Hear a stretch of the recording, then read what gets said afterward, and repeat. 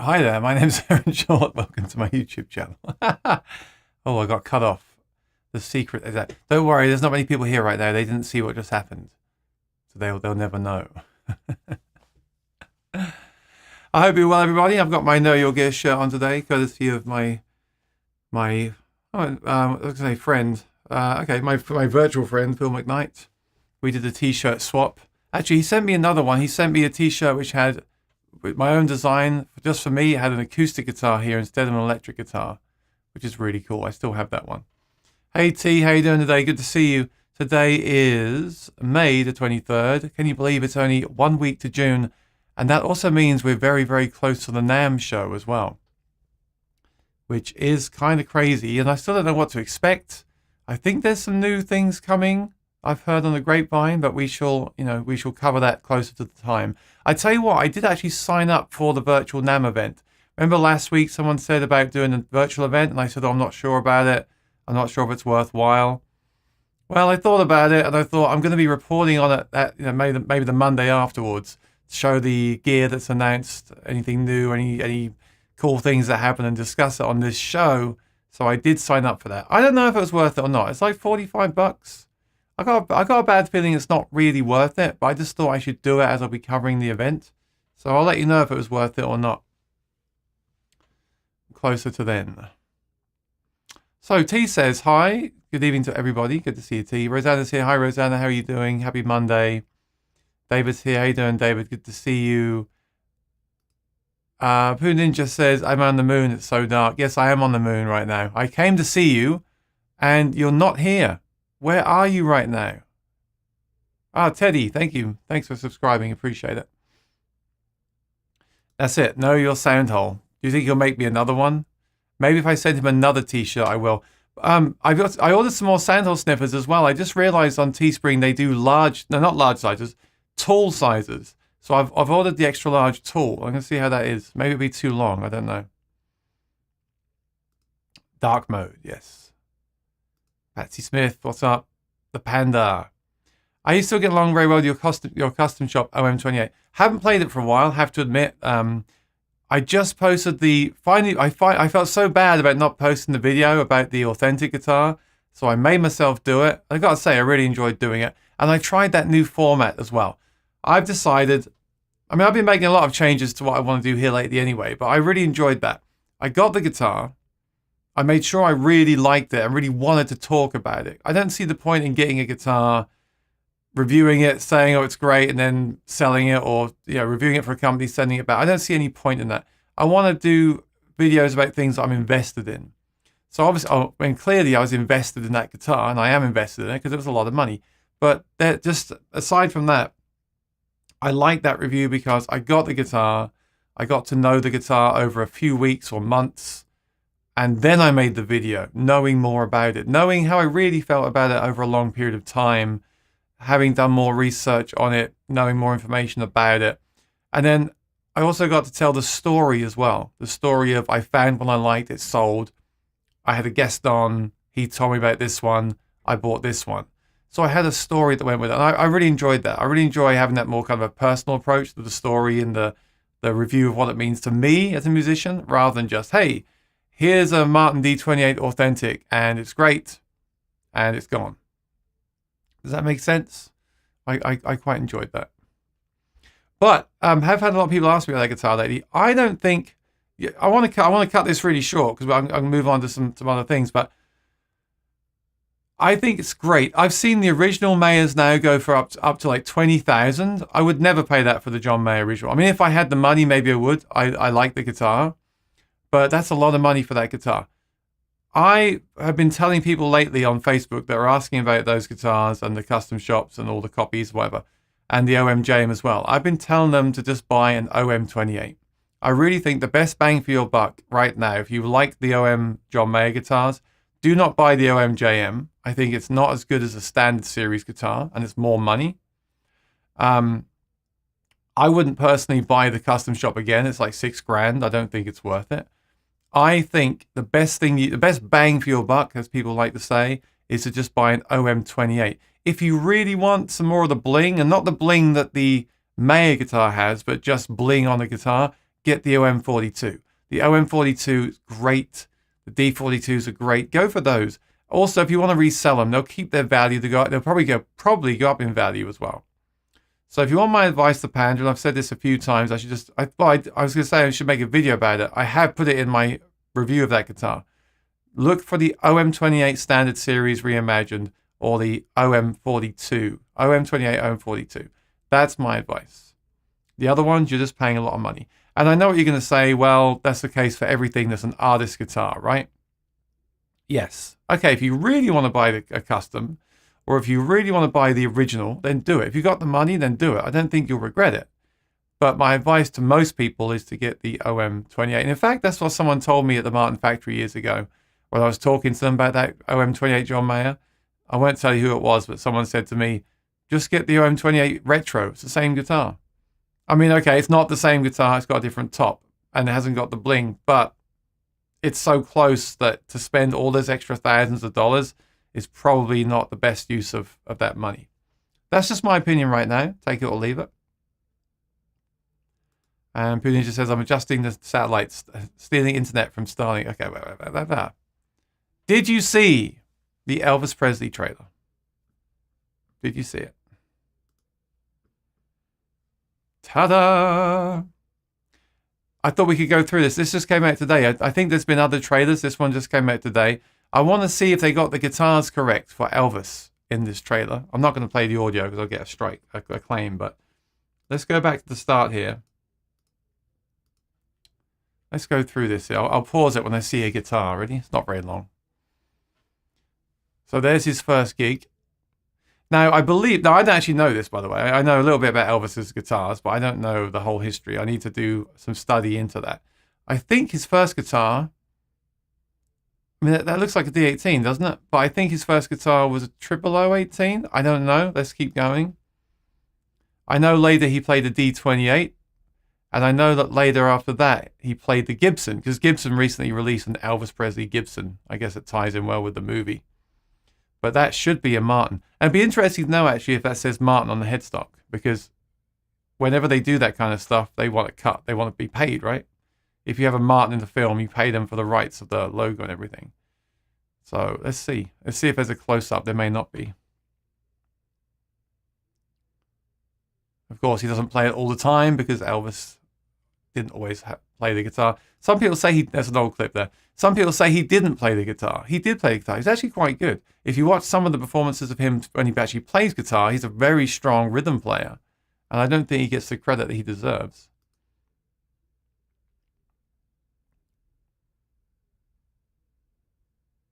And let me know in the chat if you're going to watch this movie. I've seen so many Elvis movies in my life, and there's some of the old ones are really good, actually. Oh, there's Tom Hanks. He's put on a few pounds for this role. I think it looks really good. It reminds me of obviously of like the Johnny Cash movie, those movies. I'm really excited for it. There's a Fender amp there in the background. Look at that. He put on do you think is that like a suit he's wearing to be that much bigger, or has he actually gained the weight for this role? Yeah, that one. I missed it. Hang on.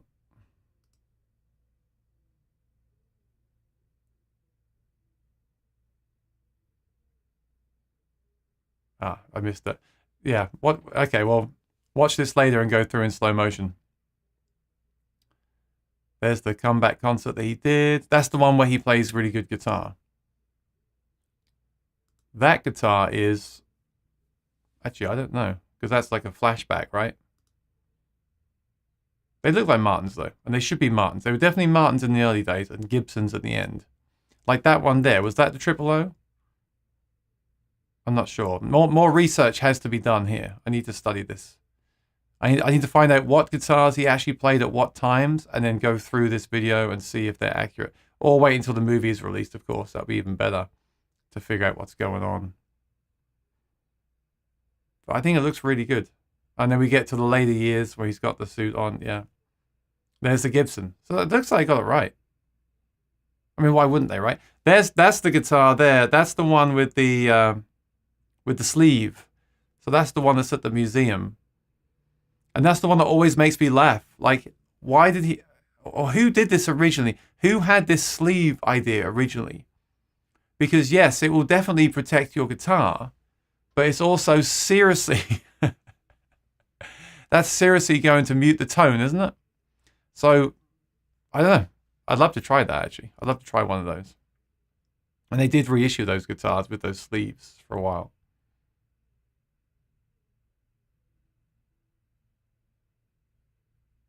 And it looks really good. I think it looks really good. When they released the first mini trailer for this movie, I wasn't that kind of...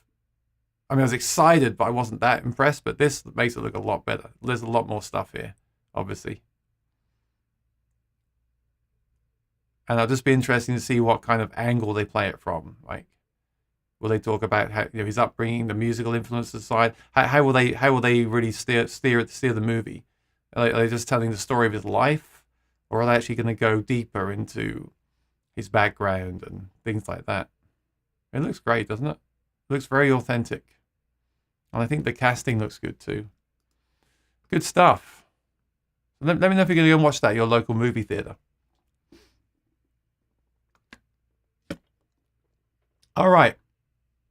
I'm excited. And that's 2 days after my birthday too, so that'll be a good birthday gift for me. Okay, that's the one thing. Okay, one thing, Panda. Yes, it has the narrow nut, and a lot of people on the chat here don't like narrow nut guitars. I don't really mind either way. So again, if you want the wider nut, then the OM28 makes a lot of sense, doesn't it? Because you get that wider nut. If you want the narrow nut, then that's different. If you want the narrow nut, then you should probably go for the custom. I find them so similar. I find the narrow nut and the wide nut, they're such misleading words, because narrow nut makes it sound like it's much smaller, but we're talking about, you know, fractions here. Pooh Ninja has a scarf from Elvis. Can you send it to me? I'll buy it off you. Hey Jim, how you doing, buddy? Good to see you. Walk hard. You mean walk the line? Wasn't that great? If you haven't seen Walk the Line, then watch it. If you haven't seen Get Back documentary, then definitely watch that. The D28, yeah. Yeah, Elvis played the D18, the D28, I think a 0018 or similar, and then later the Gibsons. Hey Ryan, how you doing? Good to see you. Hey Bimo, how you doing? Lewis, long time. Hey Lewis, do I look different? What do you think, Lewis? Do I look different somehow? Oh, awesome. Rusty is from Tupelo, Mississippi. Elvis's hometown. That's awesome. Oh, hang on, Lewis. I appreciate the happy birthday, but my birthday isn't yet, okay? I got something controversial to talk to you all about today. Patsy Smith will watch Elvis. I just came by to see if that troublemaker Pooh Ninja. Yeah. Hey Quentin, what's up? Lee's at work again, earning money to buy his authentic Martin. What's Walk Hard? Walk Hard. What is that? Elvis is alive and playing bass in a trip. I think I saw him yesterday actually at Guitar Center. No. Let's talk about something controversial today. I'm open to questions today, but it's nice to have some topics as well, isn't it? I've seen pictures lately of Martin guitars with the fretboard, with the street ebony fretboards and bridges. And I want to talk about this today because it seems to be a fairly new thing, at least to me. Let me know if it's not new to you. So in case you don't know what this is or what I'm talking about, let me give you an example. So Taylor guitars, right? The Taylor 800 series, a few years ago, a while ago, started shipping guitars with streak ebony fingerboards. I mean, I'll show you what this is in case you don't understand. Not everyone here is an acoustic guitar player or a guitar player, I know. So let me jump over to this screen.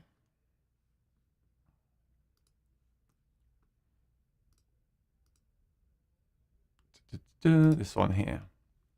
Okay, so just take Rosanna. Sorry, Rosanna, it's taking you off for a second. By the way, I saw Lee's videos. They were awesome. I'm glad he's uploading to YouTube. That's great. Sounded really good. So this is like the high-end Taylor, right? $3,800, the 814. Taylor are very cool because they use number systems. They're not confusing. Like Martin are quite confusing, aren't they? I mean, okay, you've got the 18, the 21, the 28, the 40. They do go up in price as you go up, obviously. But with Taylors, you get the 114, the 214, the 314, the 414, the 514, the 614. And each number means something different. So the first number means the series from 1 to 9, and the price goes up accordingly, and the construction as well, quality of construction and materials. And then you've got the body shape, and then you've got whether it's a colorway electronic. So this one is an 814 CE. So this is an 800 series, and it's the 14 style body, which is the GPC, and it's a colorway electronics, right? So what they did in this series was, and on other guitars they make too, they started using street ebony. Now this is street ebony. When you usually see a guitar fingerboard, fretboard that's ebony, it's often black, right? So Martin guitar, the fretboard are very black. But what you find is, and I found this many times, if you get a new guitar, new Martin or any Martin for the last few years, and this again, just my experience, I will take the strings off, and I sometimes like to wipe the fingerboard if I've been playing a lot, maybe it's getting dirty, with a piece of wet paper, just to rub it over. Okay, you can use special sprays and solutions, I know, but just some very room temperature water, I usually just rub over the fingerboard sometimes. And what happens is all this black stuff comes off. And that black stuff, I then realized, is obviously where they've dyed the fretboard. So what they do is they get street ebony and they dye the fretboard. Now, I'm guessing that years ago, this wasn't a problem. Is that the wrong word to use? I'm guessing years ago, they would just use ebony, which was not street. Correct me if I'm wrong in the chat, but they would use ebony that's not street. They might even throw that stuff away, which obviously is incredibly wasteful, right?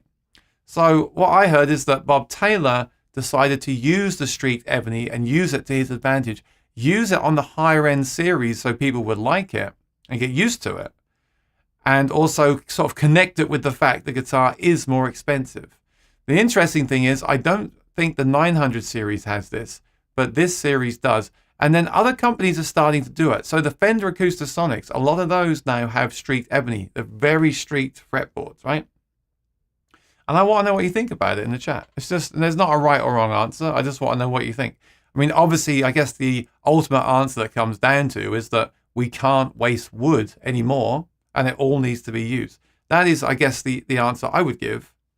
But what do you think about it? And I think it's really interesting now that Martin are doing this on their guitars. I've just seen some that have this. I'm not too surprised that you might see it on like the SC13, like those newer guitars. But things like the HD28, I'm just so not used to seeing it on those guitars. And I just wonder what you think. So let me show you a picture here.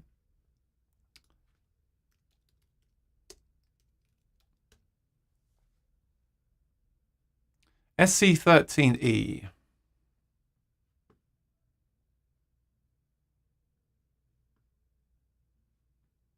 So there you go. That's the street ebony fingerboard. Let's see this one. Like that, you see? Now, some people might like this. Some people might say, well, it makes it unique. It gives it a unique look. Or it depends how it's street. I mean, is this then, again, I'm just asking your opinion. Does this then mean that the pictures, the photographs are even more important now? Because you're going to be looking at the neck of the guitar and choosing if you like the look of it? Is that going to factor in with you at all? So that guitar there has it, right? Let's try another one. See, this doesn't really, this has it a little bit, but doesn't really have it on this one, right? Like that's quite uniform there. So would you choose that guitar over the others? Is that a thing? I want to know what you think in the chat.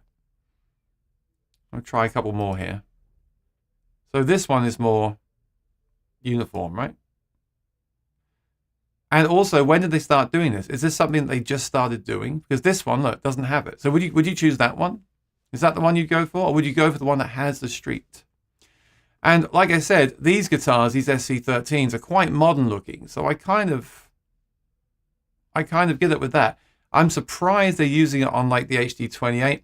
I wonder if they'll use it on guitars like the D42. Can you imagine a D45 with a street ebony fingerboard? I guess they might not do that. I guess they might go for the pieces of wood that aren't streaked for those guitars because they make less of them, I presume. But guitars like the D18, I'm pretty sure are going to get that stuff. Let me just try a few others here. So this one's not in stock. That's a stock photo. Pretty cool here. You can search for availability to see what's actually in stock. Well, they haven't got any. So Martin acoustic. And then you do availability in stock. Here we go. All right, so check this out. Check this out. Look at this. This is a D28 here. Let's see if there's any others I see it on.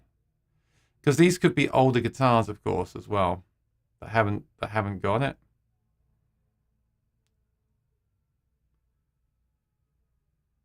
Yeah, this one, look. This one, 0028. Yeah, what do you think of this? I want to know. Would you buy this guitar? I'm just asking. I don't really know how I feel. I mean, I don't want to be a hypocrite. I just made a video about buying an authentic aged guitar, right? Saying that I'm okay with it now. Maybe I'll end up preferring streaked ebony. I know my Fender Acoustasonic has it. And not just streaked, it has like spots over it. And I don't mind it. I quite like it. I don't feel one way or the other about it. But with a classic looking Martin, in my mind, they should have the black fingerboard. This one, having said that, may become the norm. And I don't think we'll have a choice. It's not, unless you go hunting around every picture on the internet or buy used, you're not going to have a choice. But I do think it's interesting they've decided now to stop staining the fingerboards. And maybe it's better because the staining would always come off on my cloth anyway. So maybe it's better. I don't know. I want to see what you think in the chat. You tell me. All right. Walk Hard. Is that a movie? Walk Hard movie. Oh, it is. Okay. The Dewey Cox story. Okay. I'll check that. There's so many great music documentaries. I just love them. Of course, I mean, as a musician, I love them, but it's just great. Okay, where was I? So David said it depends on the contrast in the streaking. Pooh Ninja says I prefer interesting grain over monotone black. Interesting. Patty Smith says the streak looks nicer. T, that's right. The Taylor Ebony project. Yeah, that's right. They well, they had to, right? You can't, like I said earlier, you can't waste the wood. And there's not enough to do that with. They have to use it. Danielle says, I have subtle fretboard streaking on some of my Eastman archtops. I find it to be okay, but think it may be more acceptable on those as they have only position markers on the side. That's interesting. Dr. D, how you doing? I have a Martin SC13E Special. It looks and plays and sounds great. That's cool. So you got the Special. Why did you get the Special over the Standard Edition? I'm curious. And David says they might charge an upgrade for that. Yeah, maybe you can request non-streaked ebony for an upgraded fee. Right? The same way you can request a grade 8 top with no bear claw. Good point. Yeah, I'll check that out, definitely. Triple O shaped acoustic guitar. Oh, okay. A recommendation. Good to see you here. Thanks for joining me. I appreciate it. Which triple O shaped acoustic guitar would you suggest for me in the $1,500, $2,000 price range? I'd love to get a Martin.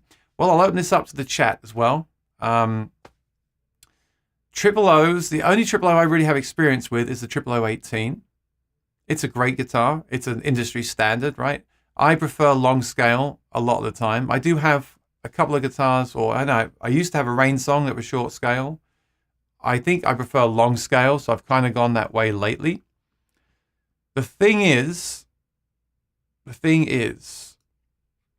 that a 0018 is going to be more money than that. I see how much they are now. I've heard a rumor lately as well that prices are going up with several companies in June. I heard a rumor. I think I heard Fender.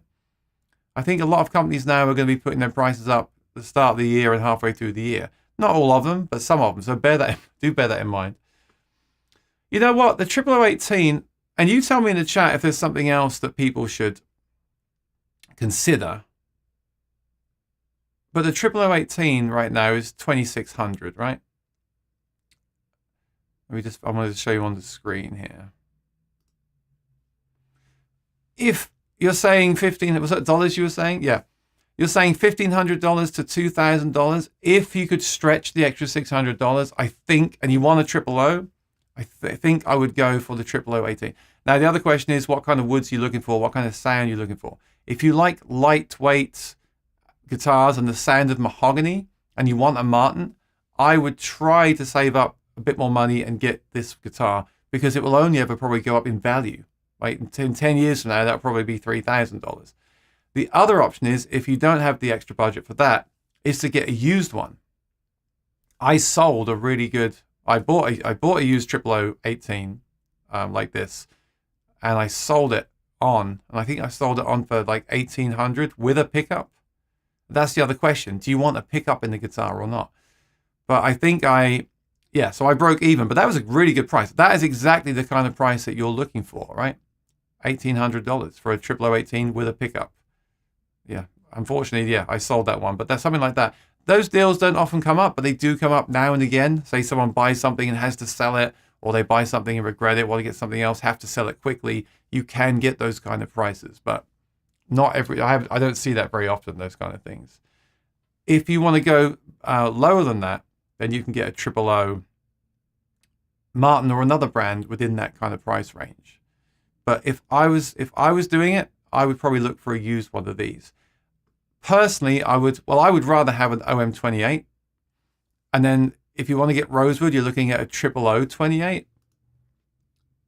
And the problem with the rosewood, like the 0028 rosewood guitar, is the price then jumps up pretty substantially. You're looking at $3,200, right? And even a used one, you might find a used one for $24.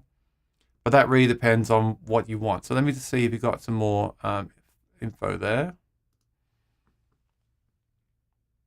Oh, sorry. Right, next question. I'm into John Mayer and his style of playing. Well, John Mayer doesn't play a 000. He plays an OM28, basically.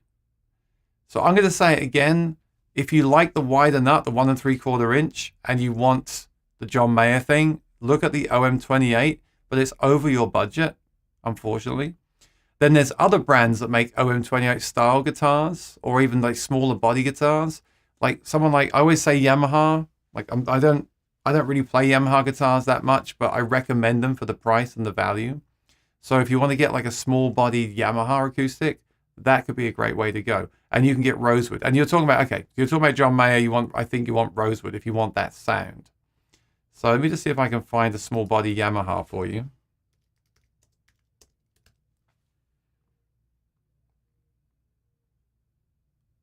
I would look at this series here, and this is the wrong guitar, by the way. Oh, in fact, no, I've got the exact guitar that you want. Give me 1 second. I need to drink some water. If you want to get a John Mayer guitar on a budget, I have it for you. 1 second. I'll give you the two options. I'll give you the budget option, and I'll give you the Martin equivalent option. Okay? So, make sure I get the right thing here. Okay, I would check out this guitar right here. None in stock, unfortunately, but these sell out really fast because these are really good. These are really cool guitars. All right, this one. You're looking at spending $1,500 to $2,000. Well, you could get this for $1,129. Okay, the reason I recommend this, it's a Yamaha, is because it has an Engelmann top. So the John Mayer guitar is an OM guitar with the Engelmann top and rosewood back and sides, right? Well, this is a solid Engelmann top with rosewood back and sides, and also the rosette that he has on his guitar as well. He has that nice rosette decal in the middle. He has the abalone rosette. It has it as well. So for just, I'm saying just because compared to the one I'm going to show you next, for $1,129, you can get really close to that Mayer thing. See, you can see the Engelmann there, the different shades on top. this particular guitar also has an undersaddle pickup. Now, John Mayer's Martin, the OMJM, also has a basic undersaddle pickup. And this undersaddle pickup is even passive. The one in the Mayer is active, but it sounds excellent. This is a very, very, very good, I've tried it, very, very good passive undersaddle pickup that Yamaha make themselves. And honestly, I know I just said I don't play Yamaha much. I would gladly play this guitar. I have played one of these briefly, and I would gladly play it. This is I mean, look at it. Look at this guitar. Look at it. It looks beautiful. It's got good, they're not vintage tuners, but it's got really good high quality tuners and everything. You can guarantee it'll be great out of the box to play. They usually are, you know, most of the time. And it's going to get you really close to that Mayer thing, because it's going to give you that rosewood back and sides, that Engelmann top, and the pickup for $1,300. All right, I see some more recommendations coming in. Oh yes, my bad. So I just saw Real Team's comment. The LS model. That's what I was thinking. I don't want a jumbo. Well, if you do, that's the jumbo. That's going to be bigger than the fingerstyle guitars. But if you look at the LS, this will be more similar to the body size you're looking for. Oh, no longer available. So there you go. So this is more like an OM. And you got the Engelmann top, rosewood back and sides. This is very close to those Mayer Martins for a fraction of the price, really. I mean, you know, amazing. No longer available. Here's what you need to do. Go on Reverb and look for used LS16. Oh wait, though, is this mahogany? Yeah, sorry, that's mahogany. You want to find the LS version of the guitar I just showed you. So there's an LS that has rosewood back and sides and the Engelmann top. Let's see if I can find it. I think there's a 16 and the 16M. There's the LS36. That's a lot more money, but I bet that's fantastic. Yeah, the M is mahogany. Yeah, that's mahogany. Da, da, da, da, da. They don't have them? I mean, it's very hard to find stuff these days, isn't it? Unfortunately. Yeah, I don't see it. I'm sure there is one.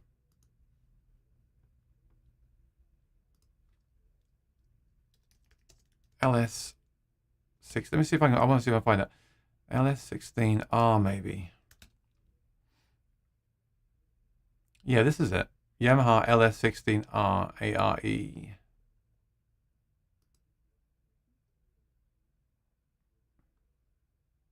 No longer available. That's really interesting. Oh, Mike has one. Let me jump over to reverb.com.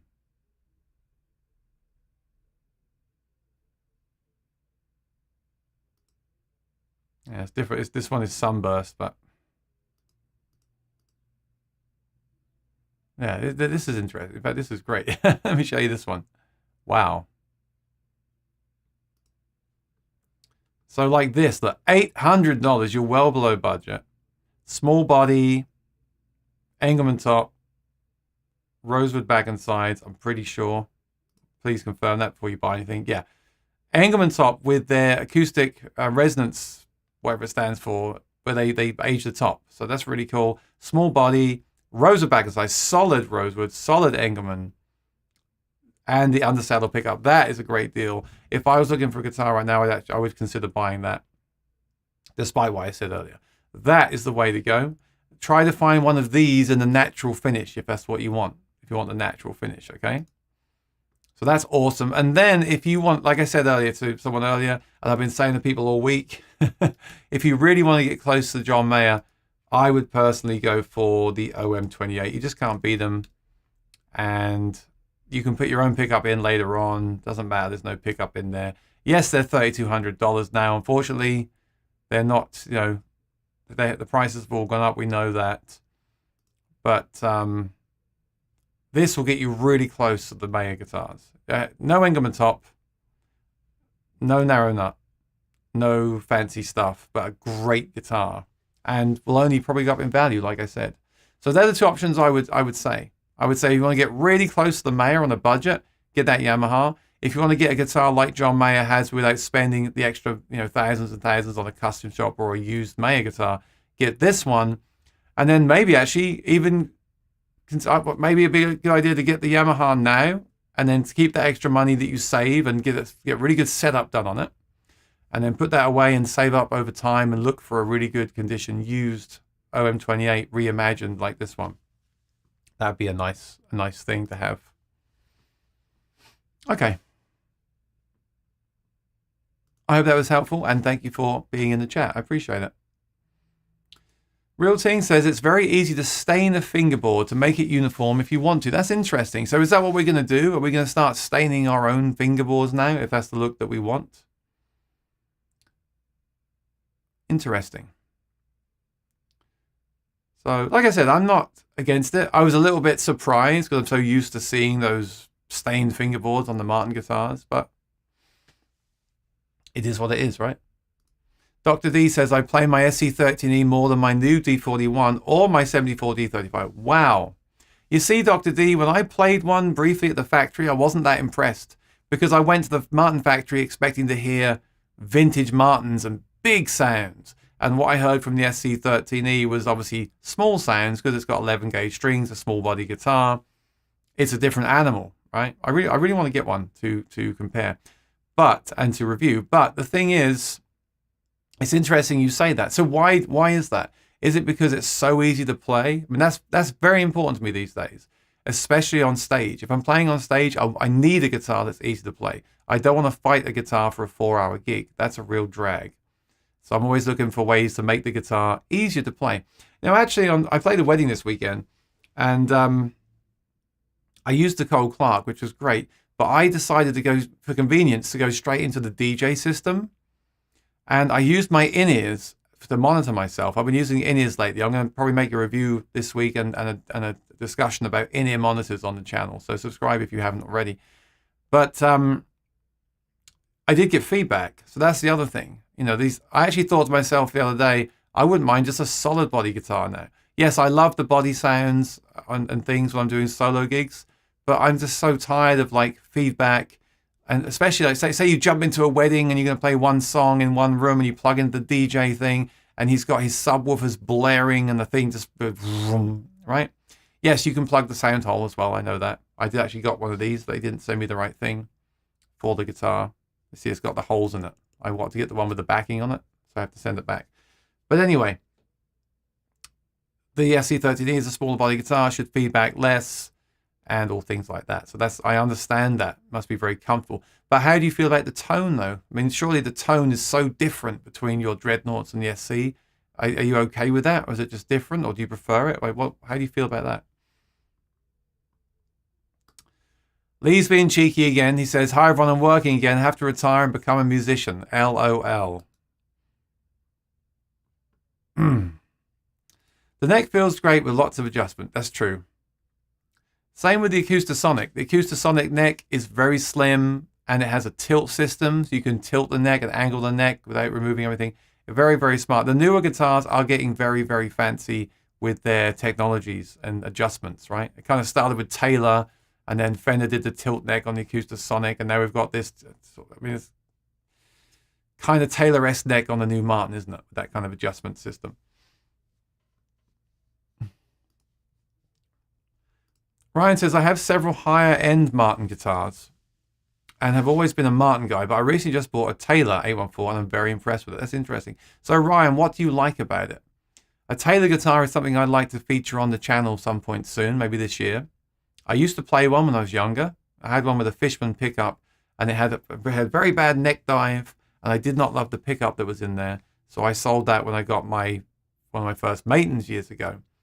But be interesting to try the new 814. I hear mixed things about the V-class bracing, things like that. I've always liked the 100 and 200 series, so I might try one of those, but do they represent the higher end guitars though? Because they don't have the V-class bracing. So let me know what you think. Oh, so many guitars and so little time, right?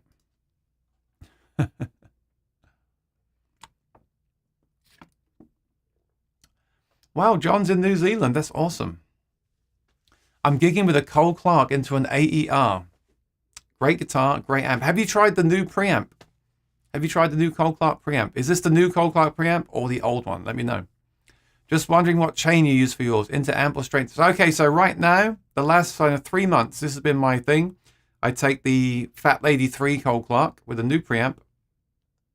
I plug it straight into a Play acoustic pedal because I'm traveling. I'm taking the train. And let me tell you, carrying this stuff around on the subway is not fun. So I'm using the Play acoustic. I would rather take the Voice Live 3. I'm using the Play acoustic because it fits into this little bag so easily that I carry around. So I go straight into that. I don't do any processing. I do use the notch filter. If I get some feedback, I'll use the notch filter on there. And I then send that straight to a PA speaker. Bearing in mind that with the Play acoustic, it's mic output level. So your PA speaker needs to be set to mic level or it's very quiet. And then I plug a Sennheiser 935 straight into that. Mine died on me 2 weeks ago. I think they're going to repair it under warranty, but I had to buy another one. I bought another one. But anyway, when they're not dying, I love those microphones. And that's the rig. And then lately, part of the video I'll be making this week is one of the restaurants I play at twice a week want more control over the volume. Okay, because when there's a party, they might want really quiet music. And when there's people having dinner, they might want it louder. So I actually decided, you know what? I've always been against these in-ear monitors, but I thought to myself, let's just use the in-ear monitors. Let's just go straight in. And I took these and I loved it. Everything was so much better. The only downside is if someone talks to you, then you have to take one out to hear what they say. But otherwise, I really liked it. So I'm going to be talking about this in the video this week. And that is the chain. I don't use anything else. Now I'm using in-ears. I've thought about using like the Voice Print DI just to get even more of a natural sound. But then again, the Cole Clark has got such a natural sound anyway, and articulation. I just love it. And then the thing is, it's more stuff to carry and plug in. I really want to go there to this restaurant, plug the things in and go. Finish, pack up and go. I don't really want to take extra stuff. And that's why that rig is so good. But, you know, if you haven't got a Play acoustic, I mean, I know some people in the chat use this pedal as well. The TC Play acoustic is just excellent. I have several. I bought a few spares, actually, just in case they stop making them out of the blue. Just so I'm never without one. So I have the one that I use now, and I have 2 more spares. And if I ever see one real cheap, I'll get that as well. Like I said, it's not perfect. I think I do prefer the Voice Live 3, but it's not quite as compact. Don't get me wrong, the Voice Live 3 is actually really light for what it is. But the Play acoustic is just so compact, right? This is $279. Something, yeah. If you see like a used one in mint condition, then get that. Just a great pedal, really, really great pedal. I love it. So that's all I do. So tell me how are you finding yours, John? Cole Clark into AER. So I'm not using an AER anymore. I go into a QSC speaker most of the time. Sometimes the towers, whatever, but usually a QSC. Yeah, so straight to PA. If I had an AER, I would probably have that behind me as a monitor and then go out of that into the PA as well. And then you can easily control that as like a little monitor speaker with built-in EQ, right? You can easily make adjustments if you want to. That's cool. Did I see Rev brought out a new pedal, the Sean Tubbs signature, the Tilt, getting good reviews? Not to be cynical, but don't all new pedals get good reviews because they're sponsored videos? And not as Jerry Seinfeld would say, not that there's anything wrong with that, but it's just something to bear in mind when a new pedal comes out. Sean Tubbs, the Tilt. Let's see. Tubbs Tilt. There it is. Yeah, I haven't watched the videos yet. So what do you get? You get a drive and a boost. Yeah, I don't know. You know, I've owned a few of these dual boost pedals. The problem is, it's rare for me to find one where I like everything on the one pedal. Like, I might like the drive channel, but then the other one I don't. Oh, it's got that tilt EQ. That tilt EQ is everywhere now, isn't it? It's on everything now.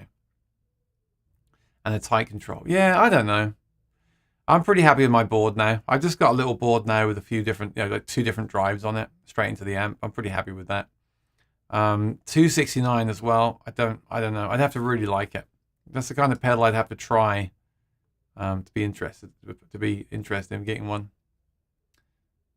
But yeah, I made a sarcastic comment the other day because they released those new amplifiers from Blackstar, which I'm sure are great, but you know how when a new product comes out, everyone reviews it? Well, that just happened in spades. It just happened even more so. I was just like every time I went onto YouTube, I'm always on YouTube, like refreshing and seeing what new videos are up. But like all day, it was just like new amp, new amp, new amp, new amp, amp. I was just like, this is just so many videos. Now I get it. They're selling a product, but we have to bear in mind that's exactly what they're doing. They're selling a product, right? But yeah, I would try that pedal. But for me, it's about how does my guitar interact with the pedal and the amp that I'm plugging into. Those things all have to come together. So just because I watched someone demo the pedal and they use a certain guitar and it sounds incredible because they're an incredible musician, that doesn't mean it will sound like that in my room at my volume in my playing. That's always the problem I had with like presets on the Helix and things like that. You know, yeah, you've made a great preset with your fingers, your hands, your guitar, your monitors, your in-ears. And then when I get it, it doesn't sound anything like that. So, thank you for your suggestions. You were very thorough. I appreciate it. I was looking at the 0015M by Martin, but I'm afraid mahogany may be too dark. So, yeah, if you're into the John Mayer sound, I don't think you'll like the mahogany sound. Because I'm into the John Mayer sound and I don't like the mahogany sound. Check out those Yamahas. Look for one of those Yamahas real cheap and start with that. And if you really, really love it, save up and get an OM28. You know, I learned the hard way. Don't go in there and buy the expensive stuff and then regret it. But buy something like that Yamaha. See if you really like it, really bond with it, and then go for like a higher end guitar. And then you can still keep the Yamaha as your kind of gigging guitar because there's a pickup in it or something like that. David said that Eastman has a E20 OM Addy top. So that's Addy. Yeah, nice. I like Addy. It's more powerful. I haven't tried Eastman. Let's look at that guitar. Eastman E20.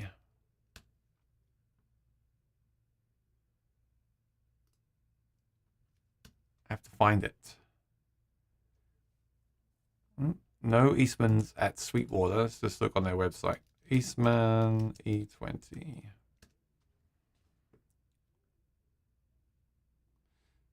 So there's an E20 OM. Well, David, that's not 1600 anymore. That looks like that is 2000, at least on the website. Maybe different in store. So, mahogany neck, 1 3/4 inch nuts, scallop bracing, Addy top, rose. Oh, that's great. I mean, yeah, I gotta say, I'd like to try these sooner than later. The specs on that looks great. And, you know, that's a bit more money than the Yamaha, but you're getting something that's very Martin-esque, dare I say it. That's much more Martin-esque, isn't it? That is basically an OM21 or similar, or even OM28. I'm not sure, but that looks like that should be worth serious consideration. And if they do have one with an Engelmann top, then you're basically there, really. But yeah, I'd love to try that. The E20 OM. You see, that's the thing with Martin. As much as we love them, you're paying a lot for the name. And when you buy the signature models, you're paying a lot for the signature as well. We know that, right? So did you see they've just announced, they've teased another Noel Gallagher signature guitar? So we'll be talking about that at some point.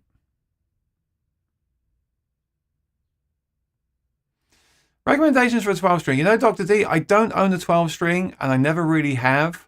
There's two things, if I was looking to buy one today, there's two things I'd consider, or two guitars. The first guitar I would consider is the Martin 12 string, right? Which is the HD 12 or HD 1228, this one.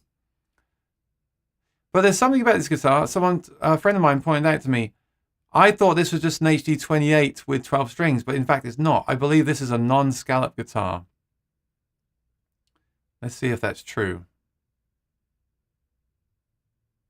Yeah, this is not scalloped. And I think I prefer scalloped. So, yeah, non-scalloped. I think that's because it needs the reinforcement. Well, obviously, it needs the reinforcement to hold the tension of the strings. But I would definitely try one of these. I don't think I'd be a huge fan because I want the scallop bracing. I don't know if you can get 12 string with scallop bracing because of, like I said, having to reinforce the top for the 12 strings and the added tension that presents. But I'd probably look at one of those rain song 12 strings. If it was me, because I like rain song guitars, and because one reason I don't own a 12 string guitar is because of the constant tuning. Someone's going to say I'm wrong, but I feel like I'll be tuning it all the time. The rain song guitars are very stable, and they don't need the additional reinforcement of the the tops and things because they're so strong anyway. So the new 12-string rain song, that's what I would get. And I presume it would also stay in tune a little bit better as well, which I feel is a good thing. So I would look at those. Let me show you. Rain song 12-string.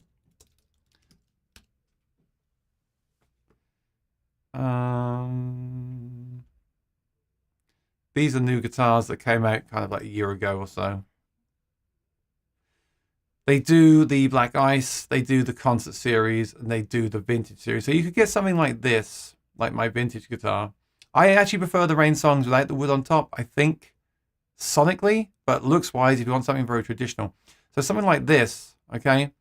And I know it's more expensive than the Martin, but do bear in mind, let's just double check that actually. Yeah, but do bear in mind that the setup and everything will remain the same. So over the years, if you keep this for many years, you will save money on setups and things like that, and it won't have any. You have to factor in the benefits of, like, it won't crack in humidity and low humidity and stuff like that. It's fully carbon fiber. The wood is fused to the top, but even so, you won't get the issues like you do with a wooden guitar. So if it was me and I need to get a 12 string, and one day I probably will, I would get the Rain Song 12 string, either the vintage or, like I said, I like the other ones as well. I might even get something like the Black Ice or the Concert Series. They're also more affordable. I like the sound of them.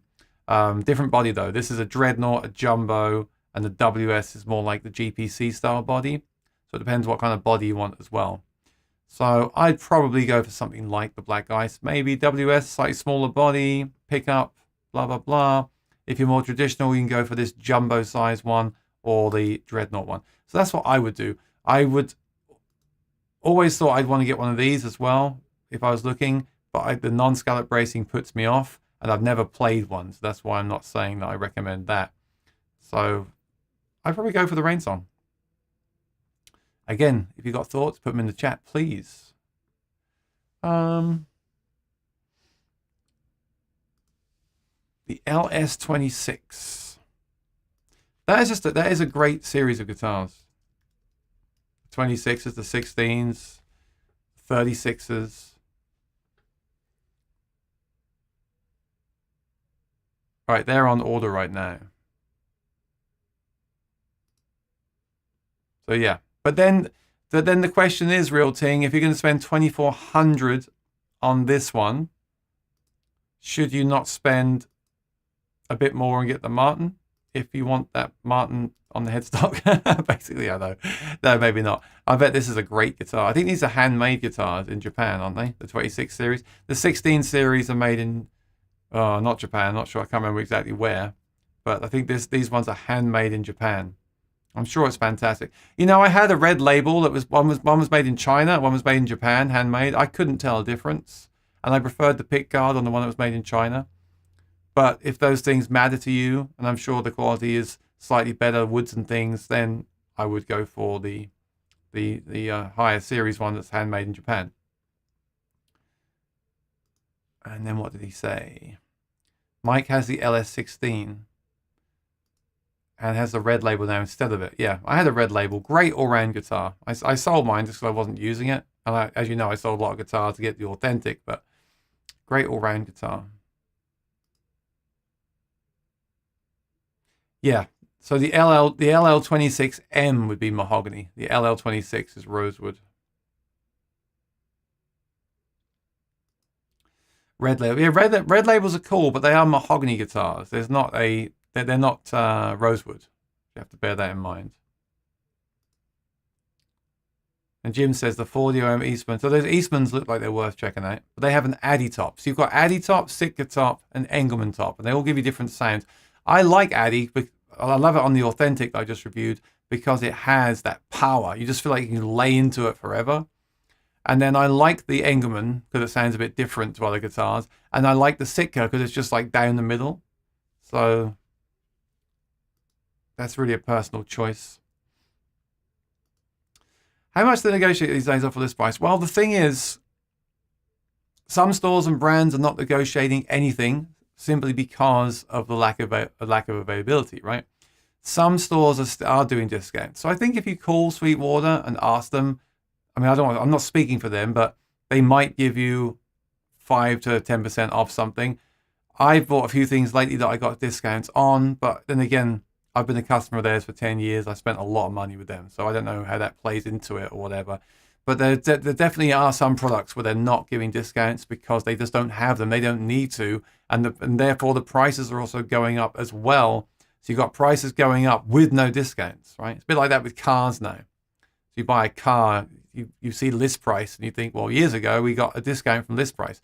Now, not only is it list price, they've added on to the list price, which I think is actually ridiculous. But there we go. It's really down to the store, Thomas. I'd always ask them, and then certain products they're not going to. So Mesa Boogie, they don't give discounts, right? They don't do that because Mesa Boogie say you're not allowed to. Hey Hippie, been a long time. How you doing? I'm so far behind in the chat. I apologize. Dr. D says, yes, it's very easy to play. The super neck and the size is much more comfortable than the Dreadnought, especially after a couple of hours. Well, that's the thing. My D28 Authentic with 13 gauge strings is not a guitar I'd want to play at a 4-hour gig for that reason. It's actually very light. It's a really light guitar. I'm going to weigh it, but it's very light, but it's a Dreadnought sized body. I guess I'm 6'5". It's not really a problem, but the strings are 13s. I guess I could put 12s on. And then the neck gets fat up the heel where I might want to do some soloing. So I could do, but I tend to just pull that out and play it. And then if I'm going to do some really intense practice, I'll play the Acoustasonic or something like that. So I totally get it. I totally get it. In fact, something like the Acoustasonic versus the SC13E would be a good comparison.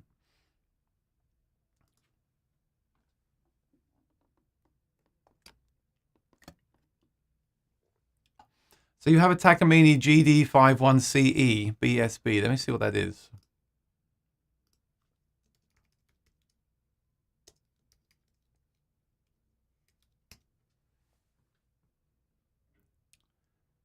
So it's like a 560 GD. Yeah, I mean, it's a Dreadnought size. It's 560. I'm not sure what the quality is like on those lower price Takamines. But, you know, it's at the end of the day, it's a Dreadnought. I mean, maybe it's worth having the action. You know, sometimes on the guitar, these beginners guitars, they just don't play well. Like the action is very high. So if you did like the pickup system in the guitar, you could just take it for a setup. Having said that, I feel like the Yamaha or the Martin will be a step up in quality and probably play a bit better. Not necessarily, but probably play better at the box than this does, especially if this needs a setup. But then again, all guitars need a setup pretty much, unless you're lucky, because we all play differently and things like that, right? So yeah, I think the Yamaha will be a higher quality than this and therefore be nicer to play. Obviously it'll be a smaller body. This one is a big body. So if you don't like that big body, I would sell this one and I would get the Yamaha. Yeah, check those out. And the Yamaha used is not that much more money than this anyway. So, you know, spending a few $100s hopefully.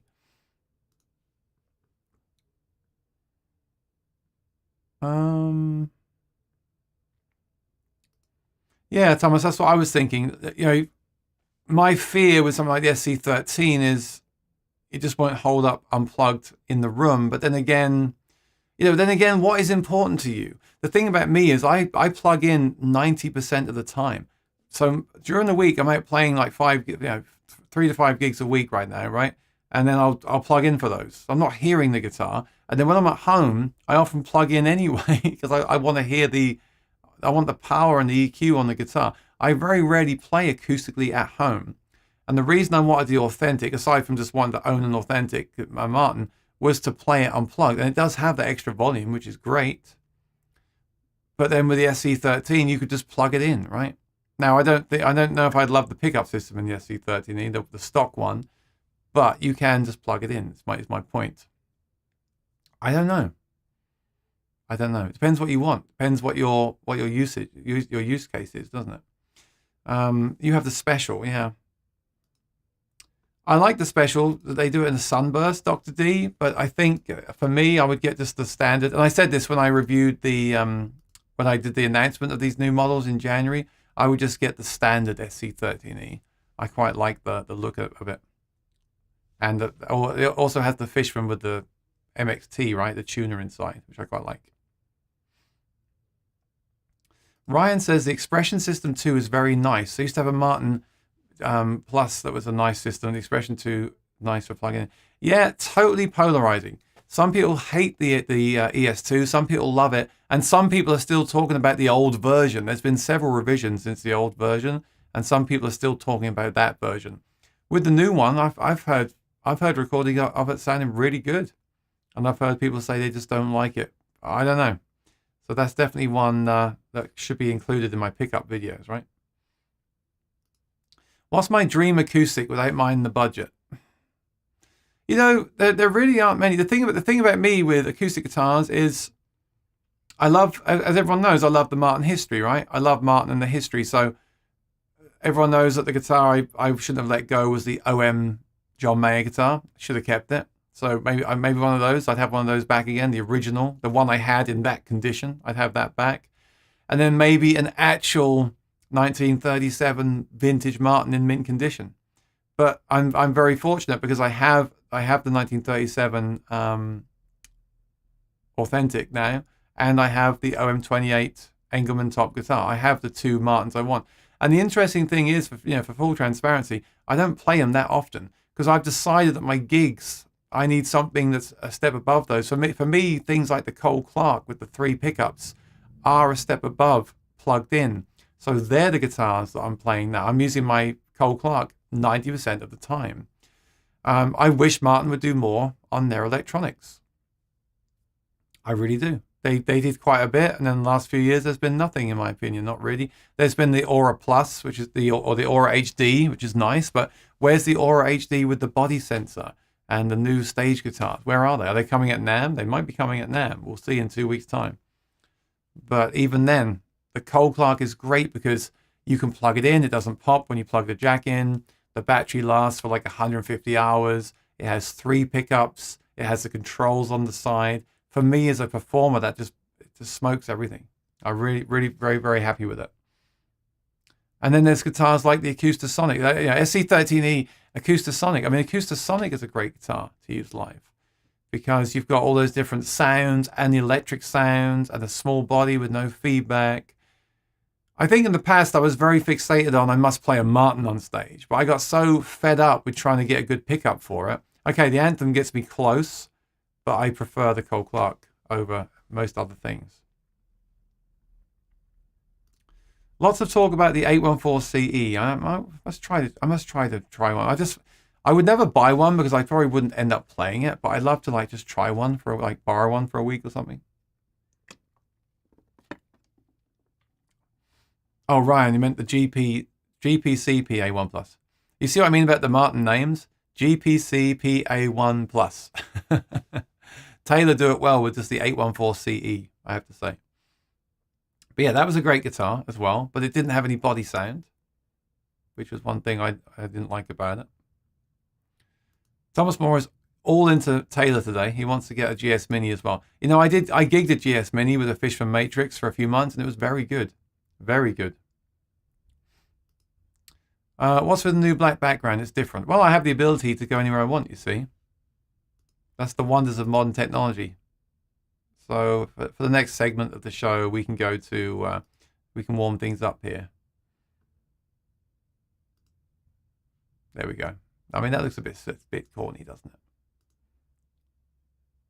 Let's try that. So, I've learned that on pedals. Best to buy them. If you don't like them, send them back. The demo makes you excited, not the same as your own rig. Exactly. I feel that way with everything. I mean, at the end of the day, it's the same with people's reviews and demos, even my reviews and demos. You know, that guitar that you heard yesterday, I was thinking about this. The guitar I reviewed yesterday, okay, and thank you for watching. That's done really well. But I guess people always click on Martin videos, especially like Authentics, whatever. But at the end of the day, you're hearing a microphone. In fact, you're hearing this microphone just in front of the guitar. Now, that's not how you listen to a guitar, is it? You either listen to a guitar because you're sitting in front of the guitar and hearing the whole guitar reverberate around the room, or you're sitting down with your ear above the guitar, and then the strings you have on that guitar, the way you play the guitar, and then who knows about, maybe some videos do processing and stuff. Like, I can't stand it. Like if they go in and EQ the guitar and add reverb and delay, that to me that's no good. I want to just hear the guitar. But the way to really just hear a guitar is to go and play the guitar, unfortunately. And it's the same with those, I almost said a bad word, but the presets and profiles on these digital products really cost me a lot of money. I must have spent upwards of $1,000 on Helix presets and Kemper profiles. And let me tell you this, none of them made me happy. None of them were ever used at a gig or a recording. None of them. The best sounds I got from those pedals was to go in there with my guitar, my cable, my headphones, and make a preset for the sound that I want. So just be wary, that's my PSA. And I know I'm making videos, but even my videos, like, bear that in mind. If I use the phone or that microphone or this big microphone here, they all sounds different, all right? And so you get an idea, but it's not like actually playing the thing. And that's the thing with pedals too, because with a pedal, what guitar are you plugging in? What pickups does that guitar have? Or even the pickups on a guitar make a huge difference, don't they? Like single coils versus high output modern pickups, such a big difference, right? You just gotta be careful. And the good thing is now stores are open again, and we can go out and actually play stuff. Buy from a store with a good return policy. Don't abuse it, of course, but get something and really make sure you're happy with it. I've got a few pedals that I have to sell over the next kind of 6 months that I bought, and I just never used them, right? So it just becomes a waste. Doesn't bother me one way or another. I even like Ridgeline. Oh, that's good. Thank you, Lewis. So what was the opinion on the Streaked Ebony? You don't care? No one cares? I think the more I see it on more Martins and more guitars, I'll be even more accepting with it. I won't care either. It just gave me a bit of a shock when I saw it. I was like, oh wow, they've switched that over. Line 6 HX Stomp for acoustic guitar. Yeah, Line 6 HX Stomp is a great pedal. I don't really use mine these days. I have Native I use sometimes. The Stomp though, I didn't sell it. I kept it because it's such a great backup and mobile, portable, all-rounder. It just does everything. It's a total jack of all trades, isn't it? Because at the end of the day, you could just take it with you as the tuner and tune, or you could just take it with you as an EQ pedal, an EQ, or you could just take it with you as a reverb and delay pedal and use that, or you can set up a very complicated chain with 8 effects and then figure out a way to have more switches to trigger them. But it could be your whole rig. And when I say whole rig, I don't mean an advanced rig. I mean, you could get through an electric gig with it, or you could just take it and run acoustic IRs with it. So that's really cool. The only one, well, actually, lately I either play acoustic in the room, plug in the pickup to the interface and play through my monitors, or I go straight into my amp. I love my amp, so I love going straight into the tube amp for electric guitar. And I'll either run it through an aux box to use headphones or just play it in the room. I love that. And then 1% of the time I'm using the Quad Cortex. Now the Quad Cortex is worth considering as well because it's got even more inputs. It's got 2 XLR inputs in it. So you could use it for your mic, or you could even use a mic on your acoustic guitar through it. It's also more money, more fragile, and the IRs are not as long that you can load into it. So for that reason, yeah, the HX Stomp is a great pedal. It's just great for I think every musician should own an HX Stomp. Because say there's that one session where you think, oh, I need a chorus. Then you can grab that. The effects, there's lots of effects. They're very high quality. I wish it did more. I wish Line 6 would make a pedal like the Play Acoustic, but they don't. But the HX Stomp is just a great all-round pedal. I think everyone should have one. And I think that the Quad Cortex is what I want, this kind of thing I want to see. But also the Quad Cortex is more expensive, and we're waiting for more software updates and things like that. BMO watched the Rev live stream for the Tilt. They used half a dozen different... Okay, that's good. So they use different guitarists, different guitars, and a bass. That's good. I like that. I was just making a general point, you know. I'm sure there's so many demos of that pedal now. You can find like a Strat or a Les Paul or a Telecaster. These guys, I'm sure you can find what you're looking for. Thomas Moore said you can use the Line 6 to audition, but yes, you can, but I don't know. I mean, I think the Line 6 ones do like reverbs really well and delays really well. But yeah, I guess like, yeah, it's good to think like, do I want chorus? Oh, I think I want chorus on my clean, but I'm not sure. So you could load up chorus on the HX Stomp and try it for a few gigs. Yeah, I agree with that, definitely. You know, I've said to people like LR Bags, Fishman, or I thought it at least, they all sell these acoustic DIs, right? You've got to think to yourself, am I going to buy an acoustic DI now, or am I going to buy an HX Stomp? Because an HX Stomp is basically a DI, and it has all that other stuff in it.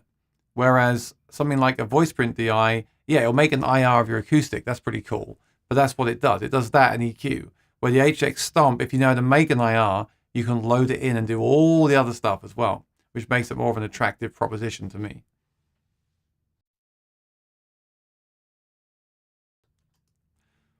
Yes, Rosanna, I mentioned earlier, I did watch the video.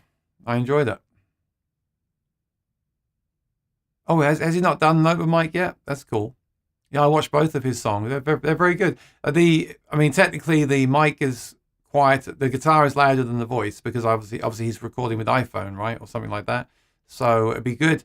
Maybe you could treat him, Rosanna, and get him like an interface and an actual like 2 microphones. So you have one on the voice, one on the guitar, and then he can up the level and get the video. Just an idea. But yeah, it was excellent. I enjoyed it. Remember, you know, performance is everything, right? The playing is everything. But it'd be great to hear that with the different mic, or even maybe raise the mic up so it's really hard with one microphone. So if you're recording with one microphone like this, that's what I do sometimes on the Sundays. Obviously, if it's this high up, you're going to get lots more voice and less guitar. And if it's down by the guitar, you get more guitar, less voice. So I try to find like in the middle where I balance it out to get the thing. But yeah, it's great. And I think that's the first video he's made, right? So it's really cool. Tell him to do more. Takamine 12 string. You know, Takaminis are good. I think I've owned one years ago, but I haven't played them recently. Oh, the D1228 was also shorter scale. I didn't know that. That's interesting. Vic G says, have I tried any other carbon fiber guitars besides Rain Song? Well, there was one year at NAMM when I first met Rain Songs. I went around all the booths of all the manufacturers and played them all. And I didn't really bond with them because they looked so modern. And the reason I was drawn to Rain Song is the more kind of classic look, right?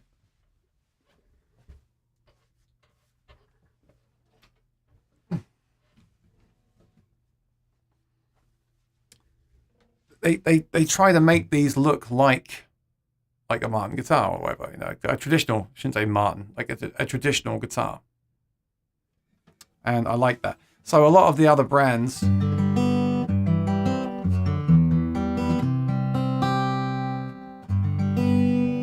have the noise. Let me turn the noise gate off so I can play this. The other brands, they can look very modern and things like that. And I wasn't really into that at the time. Now, since then, I've heard of brands that do have very good sounding guitars, and maybe I can overlook the fact they look so modern. I think I've gotten over that a little bit, so I might try them at some point. And yeah, so what I said earlier about the microphone. So, you know, if I play this now, all you're hearing is the shotgun mic above my head, which is a long way from the guitar, right?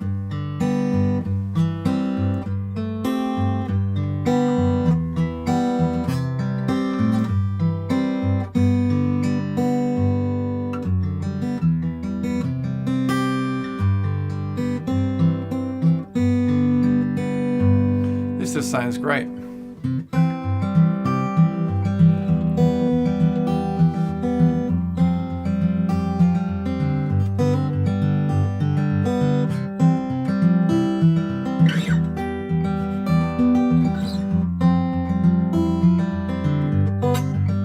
Oops.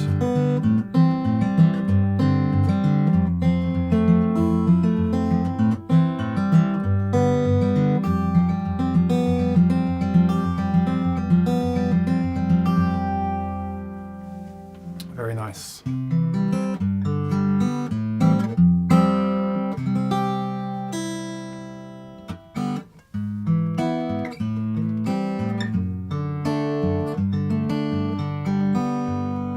Doesn't that sound great? Really sounds great. You got the pickup in there, which isn't put in properly because I took it out and changed it. The gloss isn't for everybody because you get the reflections. Look at that. But they sound great. That's the thing. But they all sound different. And like I said, I've come to decide I prefer the sound of this one over the vintage one with the wood on top. And I like that vintage one because it took it even a step further, that it looked really like it really looked like an acoustic guitar. But now, actually, I think I quite like this look because I think it's good to look different. And for that reason, I would try the other brands as well. But I'm not looking to buy one. I mean, this would actually do me as a travel carbon guitar. This thing is. I did plug this one in. I didn't love the sound of the pickup. It's very resonant, and I'm enjoying the guitars now that are less resonant to plug in. I think that's a better thing. Like the Cole Clarks, they are less resonant, and I like plugging those in for that reason. But as an all-rounder, this thing is great, really great. Yes, I did. I forgot. I got carried away today. Someone said I didn't put the Q thing. I normally put the Q thing because I filter the comments, but today I'm just going through every single comment. So today is a free for all. I will put it in though because there's a few more more comments to go through. So let's put it in here. For anyone that comes in now, they have to put a Q.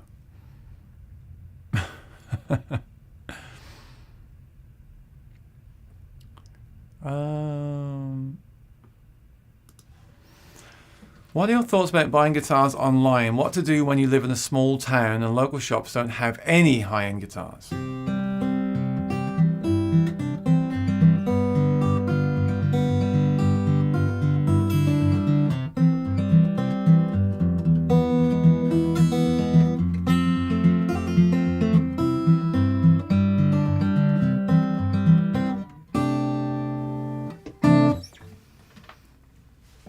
So, I've bought many guitars online. Thank you, David. I appreciate it. I bought many guitars online. And, okay, you live in a small town and local shops don't have any high. Okay, well, what are you going to do? That's the problem, isn't it? What are you going to do? If you live in a place where there are no places you can go and try guitars, then I guess you have to buy online, right? The thing about buying online is it's scary because you haven't played the guitar, and I don't know. I think the most important thing is to buy from somewhere with a really good return policy. I know I talk about Sweetwater a lot, right? And yes, I do have these links with them now where I get commission if people use them. But I've been shopping at Sweetwater since way before this channel, since 2012. And they're great, at least at time of this video, they're great because the return policy is very generous. Now, what they do is, the way they stop people abusing that, in my opinion, and I guess, is to assign you a sales engineer. And that means that if it doesn't work out, you can call them up and say, hey, this isn't really working with me. Can you help me get something that will work for me? And they'll work with you to find the thing that you want. But even if the worst things happen, and I did have a situation years ago where I had 2 guitars from them and I just had some issues that I really stressed me out, and they said, hey, keep it as long as you want till the replacement comes, and then ship it back, all on us, done. So that's fine. So that's the answer, really. The real answer is to buy in person. If you find a guitar that you love in person, you should buy it. I've been guilty of not doing that. And if you watch my review yesterday of the authentic guitar, that's exactly what happened. I found a guitar that I loved in person. I should have just bought it. I should have just found any way to get it there and then because I loved it. And I didn't. But then I got the next best thing, which was finding the one that I have now which at least Jeremy Guitar Hunter, the Guitar Hunter, had played and said he really liked it. So it gave it some kind of backup. The problem with just jumping online and just ordering something, I mean, at least find sites that have photographs and the weight. Like Sweetwater will tell you what's in stock, how much it weighs, and show you the exact photographs. And when you buy the guitar, they even send you the photographs so you can keep them and save them for, for the future, for your own records, whatever. I really like that. And I want to know the weight of the guitar. I want to know what it looks like, that exact guitar. I want to know all these things. Of course, the most important thing is when you take it out of the case and you strum it, right? Does it sound, thank you, Bernard. Thank you for the super chat, I appreciate it. Does it sound good when you take it out of the case and strum it? I have had guitars where I took them out of the case and strummed them, and I was a bit like, okay, this isn't quite going to work for me. I've had that, and that's not a fun experience. Of course, there could be other issues too, but that can happen with any product that we buy online. Again, need that good return policy, right? So it's a real tough one. It's a real tough one. I've sometimes thought to myself, buying and selling guitars, maybe years ago, I should have just got on a plane and flown to a place with lots of guitars and lots of inventory and bought one. That sounds crazy, but the money that you save on any potential shipping fees and losses if you do sell a guitar would pay for those flights. So if you really know what you want, and there's a place in the world that, in America, or if you live in America, that has a bunch of them, I would consider going there and playing them and going home with the one that you want. If that's not an option, I would buy from somewhere with a really good, strong return policy like that. And that's really the best. And then aside from that, it's kind of a C shoot, isn't it? Because you never know. One thing about the carbon guitars is they're all very consistent. So I know if you buy this model, they don't make this anymore, but if you bought this model from Rainsong, I know exactly how it's going to sound to you when you get it because they're so consistent. But wood can be very inconsistent. That's the thing. The 3 Series is China. Yes. Eastman OM guitars have a scale length that is closer to Martin 000. Okay, that's good to know. So remember that as well. All scale lengths are different and therefore the feel will be different. But you also mentioned earlier you're looking for a 000, so that Eastman could be worth a consideration.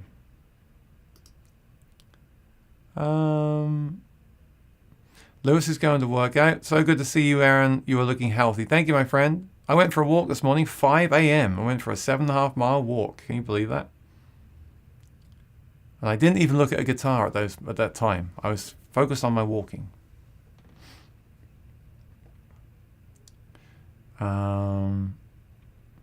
Zane is here. How you doing, Zane? I'm putting my noise gate back on because I can hear my my room noises and other things without it. There we go. All right, good to see you, Zane. Music Therapy Laz. Oh, was wearing that shirt on my show yesterday. Ah, well, you see, I have a special one with the acoustic guitar. I should have worn that today. And then you couldn't say that because you haven't got that shirt, do you? I thought it was only for me. But this is the one I bought myself. This is the standard Know Your Gear shirt, which is very cool. I like this shirt. Martin P says, hi, I have to say, I bought one acoustic guitar 15 years ago, the Takamine EN10, to use with my band, and still today it's an amazing guitar. I've thought about upgrading its pickup. So, Martin, the thing about the... I'm just going to put this guitar away and take some water. Hang on.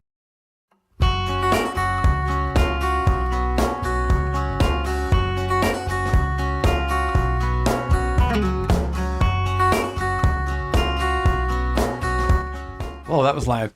The thing about the Takaminis is, the really cool thing about them, from what I've read, is that they have these preamp systems in them that you can remove. So you can actually take the preamp out of some of them and put another one in. So they make one with a tube in there. So if yours doesn't have the tube in it, you can take out the old one and put. They basically just slot in like an old video game system. That's really cool. So the first thing I would do is look at your guitar and think, which preamp does it have, and is there a better Takamine preamp that I can get? I don't think I would take out the Takamine system and install something like a K&K or an Anthem, but I would look at upgrading from one of their own systems to start with.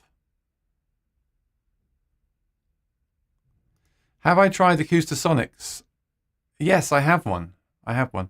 So I have a long story with those, actually. And I'm going to be doing some more coverage on those in the future, because as soon as they were announced at NAMM, I thought that's exactly what I want, and I ordered one. It showed up, it had a problem, made some videos about it, it got repaired, and then I returned it thinking, oh, the first batch had a problem, I don't want it. So that went back. Then a year later, I met with Fender at NAMM, and they were kind enough to send me one. I made the review on the channel, used it in lots of videos. I still have it, and full transparency, I had a bit of an issue with that guitar. That it got really bad fret sprout. It dried out. So I got fret sprout. I paid $30 to have the fret sprout fixed, which was great. But then I realized that the side dots were also sprouting, and the back skunk stripe is also sprouting. So I'm actually going to be getting another one. I'm going to sell that one. Actually, if anyone's interested, I'm going to be selling my gray Acoustasonic Strat. I'm going to get another one, and this time I'm going to get the Telly. So I'll have the Telly, and it'll be a different color, different look. That's the Telly is what I had originally, the USA Telecaster. So I'm going to get one, sell the, I'll probably get one used or something, get a good price, sell the one I have so I don't lose much money. Obviously, I'll tell people that's got the issues it does. I'm sure some people won't care. Some people might even choose to fix it themselves, but I don't want to mess with it anymore. I want to get one of the newer ones and hope it doesn't have it. And then if it does still have it, I'll let you know. I think one issue is that I didn't keep it in the hard shell case over the winter, but I've heard of this happening with a few of them. I mean, it happens with electric guitars too. It happens with lots of things, right? It's wood, and wood shrinks, but it seems to happen with some guitars more than others. And it's disappointing that it happened on that guitar, I have to say. But for that reason, there will be more Acoustasonic content coming, and that's a guitar that I want to use at my gigs. I'm thinking when I do the band gigs this summer, it'll be really cool to have that. I was using the silent guitar for the wedding band. And by the way, this is a wedding band where I'm not playing electric. I'm just singing. So I do gigs where I just sing, but I don't like to just sing. I like to sing and play. So what I did last year was I took the silent guitar. I thought it looked cool, no feedback. I didn't think it didn't sound that great. So I think I'll replace that with the Acoustasonic. And the Acoustasonic in a band gig will be great because it'll give me those acoustic sounds and a very thin, comfortable body, and also give me access to the electric sounds. So if we do something like Living on a Prayer, I don't like that sound of strumming acoustic over something like Living on a Prayer. It doesn't really make any sense to me. So I can switch over to the electric sound and play like electric rhythm over the song. So that's going to be my kind of function band guitar, wedding band guitar. So I will let you know if the experience is different in 2022 than it was in 2019 or 2020, whenever it was. But yeah, I really like them. I mean, they're not the best sounding plugged in acoustic. They're not the most convincing electric sounds. They don't sound as good as a real Strat into a Mesa Boogie and a Cole Clark. But what they give you is one guitar that does all those things really well. And that's the whole goal for me with those. Yeah, sorry, Eddie, I forgot to put that chat today. I was a bit sidelined earlier. I told you up, yeah, he's put a wink there. I need those. The only reason I do the cues is because I don't want to miss a question. People are sitting here giving me their time. So if you put a cue in the question, I can filter it. Because what happens is, like now, I've got loads more comments to go through. And if I'm in a hurry because I'm running out of time and scrolling quickly, I might miss a question. I don't want someone to be upset because I know how it is. When you go to someone's live stream, and if you do, especially if you super chat, but even if you just ask a question and they don't read it out, I always get annoyed myself. So I can see that happening to people. I saw a Cole Clark at Guitar Center recently. Must give it a try. Yes, but bear in mind there's a few things. The older Cole Clarks are quite different to the newer ones, and also the new pickup system I really do think is better than the old system, and you're not going to see those. There's hardly any Cole Clarks with a new pickup system around right now. I hope they do a big shipment soon, because I think we need to see more Cole Clarks over here in order for them to sell more and have more people play them. I think that's their biggest problem. I wish they could get into the big online dealers more and have more inventory. That would be good for everyone. Thank you, John. I enjoy talking about this stuff, so why not do it on a live stream, right? T said, if I was getting a 12 string, I think I'd go for a Maton special. Yeah, I love I love those mini diesel specials. I forgot about those. I used to have the 6-string. I gigged it for 4 years. It was a real workhorse guitar. Fantastic guitar. One day I might get another. I don't need one, but I'd love to have one again. And they make a 12-string version. You're right. But it could be very small, though. Just bear that in mind. It's a 3/4 size guitar with the 12 strings. It's going to be, you might want a full size, full scale guitar for that. I don't know. Is it just a feeling when I'm playing a guitar, the same guitar I play with someone else sounds different to me? No, it's true. I once bought a D35 reimagined, and I thought it sounded terrible, like dead. And this is interesting. I often have that thought about a guitar with electronics and stuff. This had no electronics. I bought a D35. It may have had a K&K, but I think it was just. I think it was nothing. Oh no, that's right. I bought it was the Ultratonic. So it was like a K&K, nothing, like a couple of things stuck inside. It just didn't sound good. It just sounded really stiff and dead, and I didn't like it at all. But now you got me thinking. The D35 is scallop, right? Is non-scallop. I don't like I like scalloped, so it might be that as well. But I just found it very tight sounding. I didn't like it, and then I had someone play it to me, and I thought it sounded excellent, really, really good. So you got to bear that in mind. Are you buying this guitar for you, for the audience, for the pickup? What are you buying it for? For me, it's me. Like all that really matters to me is when I sit down and I hit a chord, that rings true to me. And that, obviously there's variation there. There's different levels of that. But like, for example, that Rain song, that does it for me. Fresh set of strings, sit down. Now, here's one interesting thing that I've found. The danger then is you compare. When you compare guitars, it can really mess things up. So if I play the Rain song, but then play the Martin Authentic, I suddenly think, oh, the Rain song sounds quiet compared to the Authentic. I don't like it. And this happened to me recently as well. This happens to me all the time with in-ear monitors. Does this happen to you? If I sit here and record a video with these in my ears turned up and playing like music and listening, it's like pounding, not pounding, but I'm hearing music with these in-ears, playing the guitar, and maybe I got a brighter tones, getting some treble in my ears. If I then take them out and play the guitar in the room, they usually sound terrible, whether they're electric, acoustic, or anything. And I think that's because my ears have then gotten used to that kind of sound, and I've then taken it out. So then, again, it doesn't sound as loud as the headphone. It can't do, right? Because headphones have infinite volume. So all these things, like your tiredness, your ears, your mood, the room you're in, they all make a big difference. But I would just look for something that just, grabs you somehow. That's the key. Look at this guy. Unbelievable. Yeah, send me some pictures of your moon. I'll put them in your moon. No, be careful, Aaron. Send me some pictures of the moon. I'll put them in the background. In fact, what's cool is you could send me like a picture of your guitar wall or your studio or your bedroom, and I could just put it behind me, and I can do the show from your room for that day. Yeah, that was the answer, Laz. Everything. Thank you. I was going to say that, but I thought it'd be too arrogant of me to say that. You missed everything. Oh, great. A couple of people have told me they don't like the Smolder, but I disagree. I think the Smolder is excellent, and that's the one I always recommend to acoustic players if they want that kind of thing.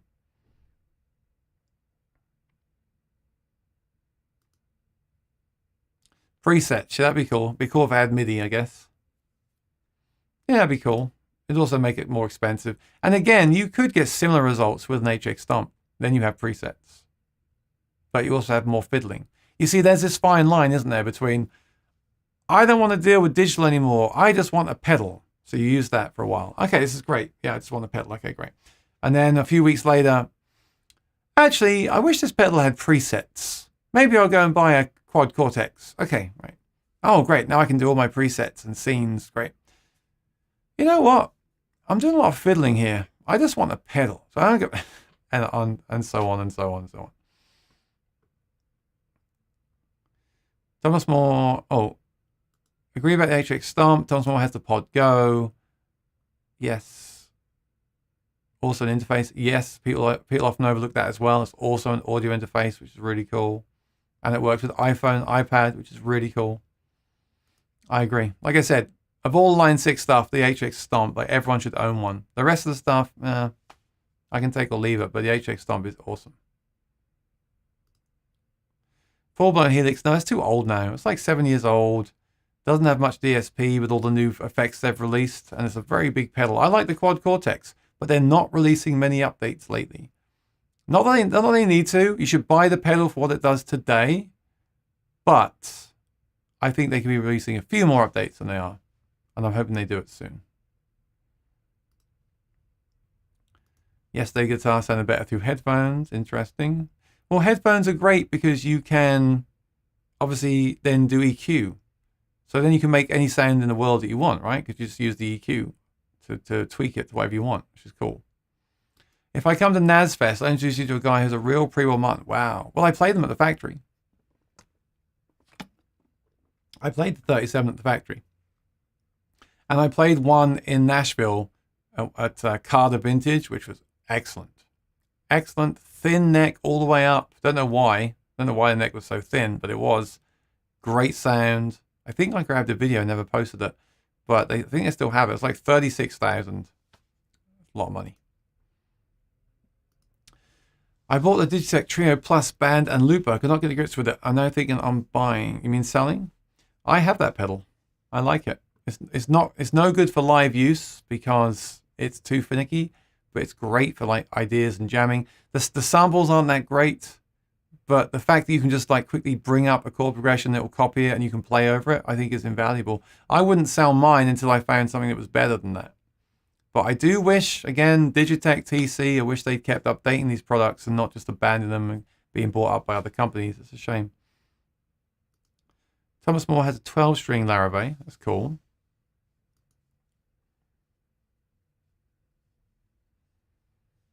I have the old Pod Pro rack on the floorboard controller. Yeah, I like the old Line 6 stuff.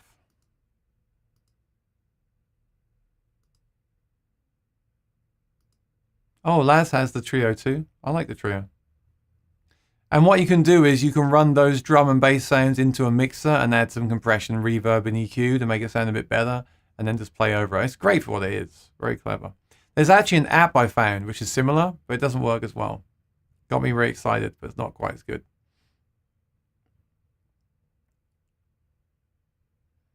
What's the name of the fingerstyle song? Actually, I don't remember. I was just playing. I don't know what it was. I can't remember what I played now.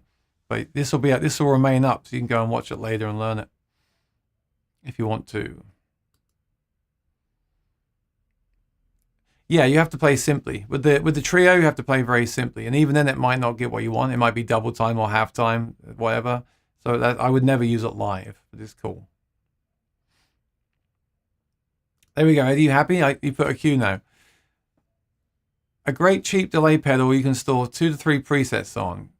You see, delay pedals are difficult because when I use a delay pedal, I want it to have tap tempo, and a lot of them don't. The one I use on my board now is the diamond one, which is not cheap, but it's just great and easy to use. I really love all the Apollo stuff, Universal stuff. They make that great foot pedal, but again, it's not cheap. It's like $500, it's not more. That's not a cheap one. If I was you, I'd go onto Amazon and go through the cheaper delay pedals if you want to get a cheaper one. Is that what you said? You said cheap, yeah. Great and cheap. You're not asking for much, are you, Eddie? If I was you, I would do this. One sec. I would go on Amazon and go through. You got to decide what your budget is. See, a lot of these are 1 button, analog delay. I need to have 2 buttons. I love this Starlight pedal. It's great. But it's $400. If you want to go real cheap, look, Donna have one. Doesn't store presets though. So it really depends what your budget is. It depends what your budget is and whether you want to have the 2 button, dedicated tap tempo or not. I really have to have tap tempo on mine. Now, the TC stuff is great. Some of the TC stuff has gone up in price lately, I've noticed. but something like this could be good. I think you can do tap tempo on this, and it looks like you can store 1, 2, 3 presets as well. So I'd recommend that. I think they make good stuff.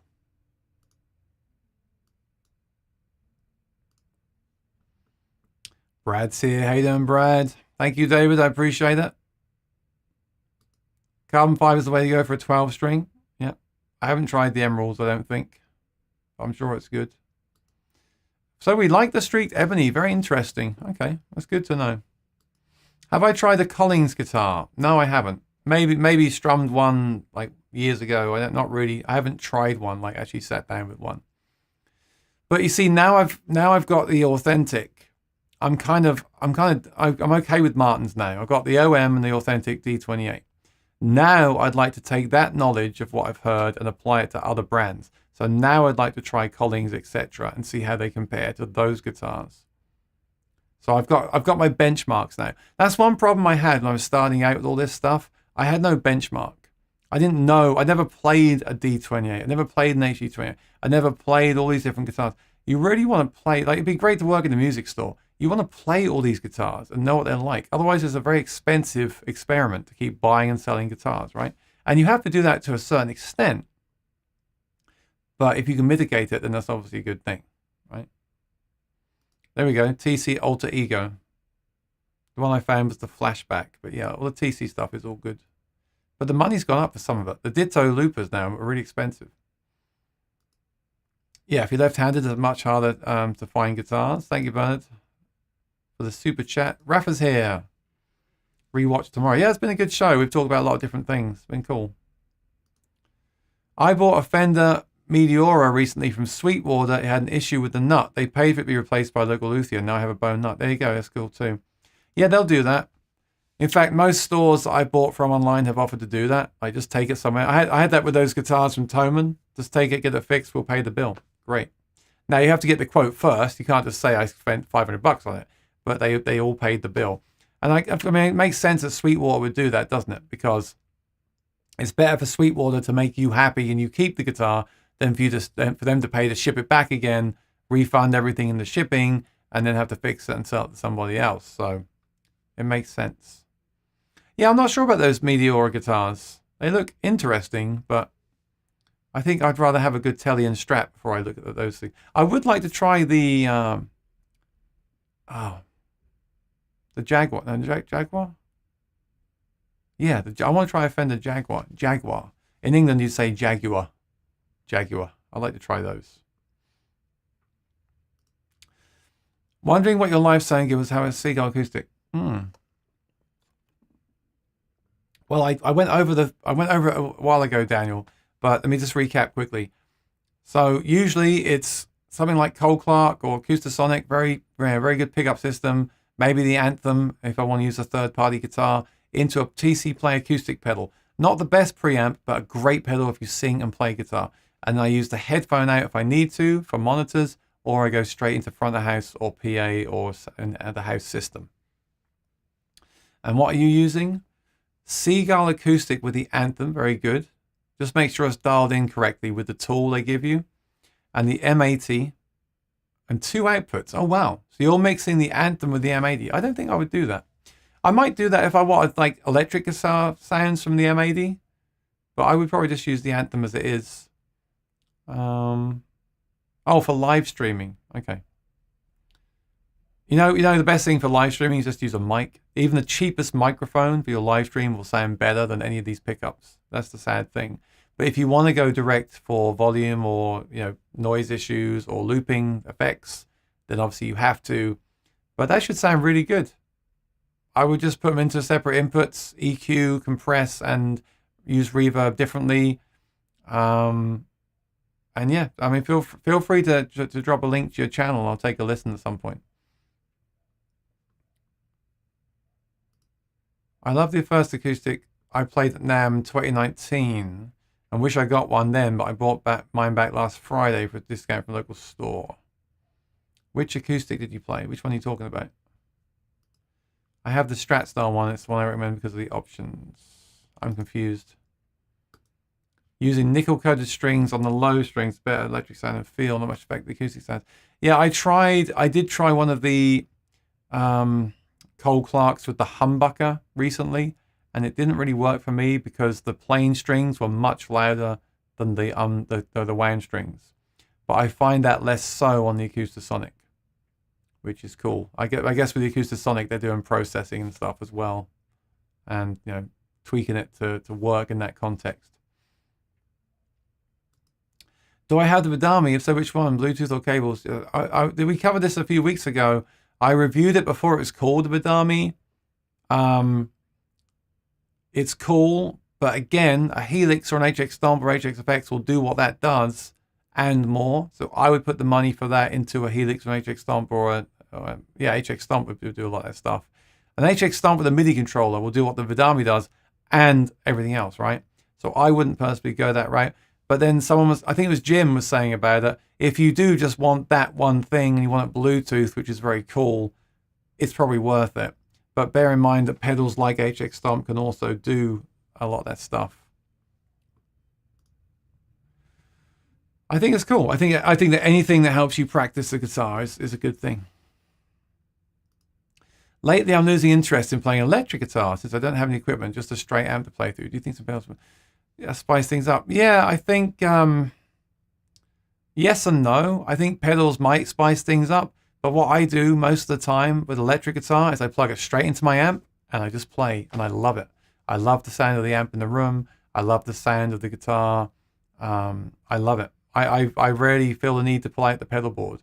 I mean, there's also laziness as well, but I just love plugging an electric guitar straight into a really good amp. And it also depends what you're plugging into. If you're plugging into a really nice tube amp, I think that's enough to inspire you.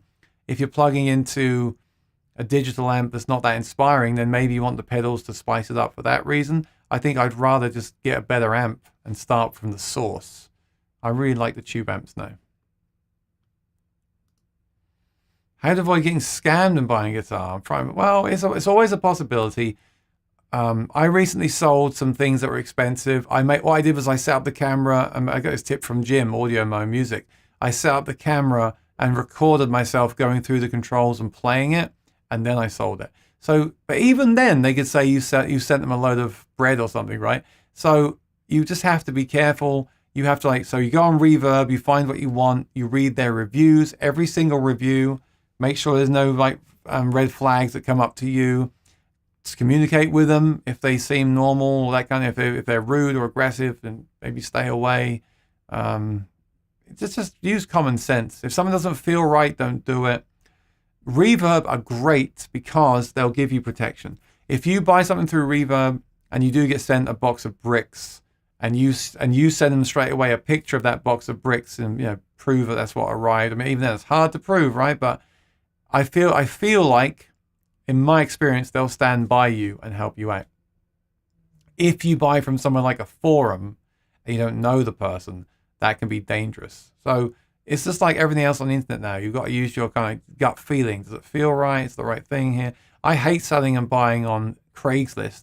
I know it's great because you can meet the person and everything and not pay fees and things, but that scares me too. So I understand what you're saying. Thank you, Brian. Nice chat. I actually bought a Bose S1 Pro battery powered speaker. I'm watching one of your reviews. Cool. I love it, except channel 1 vocal channel doesn't get very loud. Any tips? Well, there's a few things here.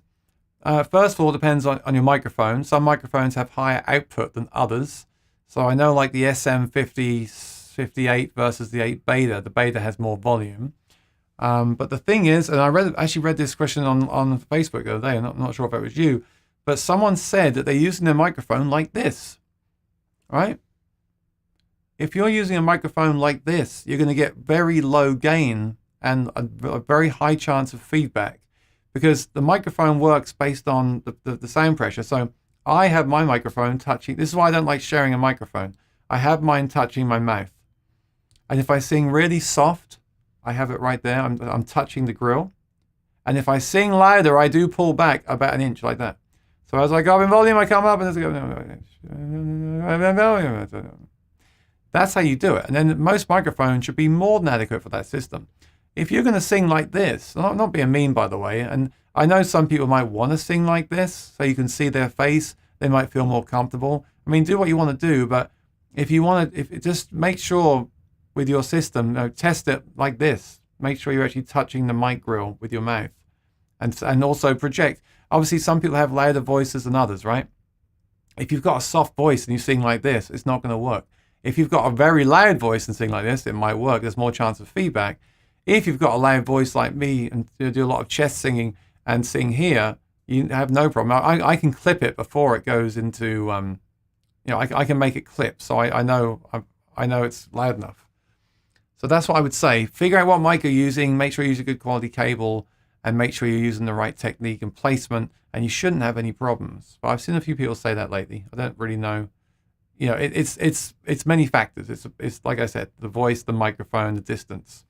And don't be afraid to turn it up, right? It doesn't matter if you run that thing on maximum. It wouldn't matter if you just plugged in the microphone, turned that to maximum and got the volume you wanted, and then plugged in the guitar and turned that up to match the level of the mic. But I can't believe for a second that's the case, because when I put mine on like halfway, it's really loud. So let me know what happens. By the way, first time bumping to your channel and really love you talking, the time giving an answer, not a common thing, your comment. Well, thank you. I enjoy talking about gear, and I will just ask you, if you're enjoying this, to subscribe and ring the bell. It really helps me out. You get the number. The more numbers I get, obviously, the better it looks to some people. So subscribe, ring the bell. And if you did get some useful information today that you really found useful, then feel free to send me a super chat or buy me a coffee. The coffee link is down below. And if you're in the USA and shopping, feel free to use my affiliate links, Reverb, Sweetwater, and Amazon. I get commission at no cost to you. Because I've always done this because I love doing it. And I love gear. And I figured if I'm going to buy and sell gear, I might as well make the videos about it. Not just for people to help them make a decision. Also for me, as selfish as it sounds, I can think to myself next week, do I really want another Acoustasonic? Let me go listen to the videos I made with it. Oh, that thing sounds great. Yes, I want to use that now. Or do I really want another D28? No, I didn't really love it at the time, and listening back, I don't love it now. I'm not going to buy another one. So there's that like logging element to it as well. But of course, it does cost time and money to do the videos. So I'm not asking for money, but if you want to help me out, there's some ways that you can. And I appreciate you being here. Do subscribe if possible. Martin says, where's the best place to search for a new pickup for Takamine? Well, probably their website. If you go to Takamine Guitars, and don't forget you can email them as well. So you go to Takamine Guitars like this. All right, electronics. Look at me, I don't even own one of these guitars. I'm just guessing here. I think I was looking at them like a year or two ago, and that's what I found. So this is it, right? You've got the cool tube, which has a tube in there to warm up the sound, which I imagine is a cool thing. Then you've got this one. This is what I had on a guitar I had years ago. Just a basic low, mid, high, and volume. It's going to sound just like a good piezo pickup, a very good piezo pickup, because it's built into the guitar. You've then got this one that gives you the notch controls. You've then got this one. Well, actually, I think you can add the second source. I think you might be able to add like a microphone to this if you want to. I would say if you have this pickup, then maybe try the cool tube, because you get the notch, the mid frequency, the cool tube. Oh, there we go, auxiliary. You can actually add another pickup as well. This is more advanced. If your guitar will handle this system, I would, and you have this one right now, I would upgrade to this one. But that's only on paper. I haven't played it. And if it doesn't work out for you, again, can you return it? Are you willing to make that risk? If not, maybe change the pickup or look for a different guitar. That's what I would say. Because you're in Ireland as well. I'm not sure who the dealers are out there.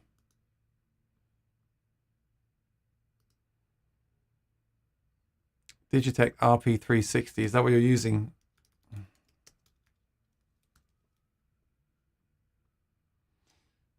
Yeah, I mean, what the question with that is, what are you using it for?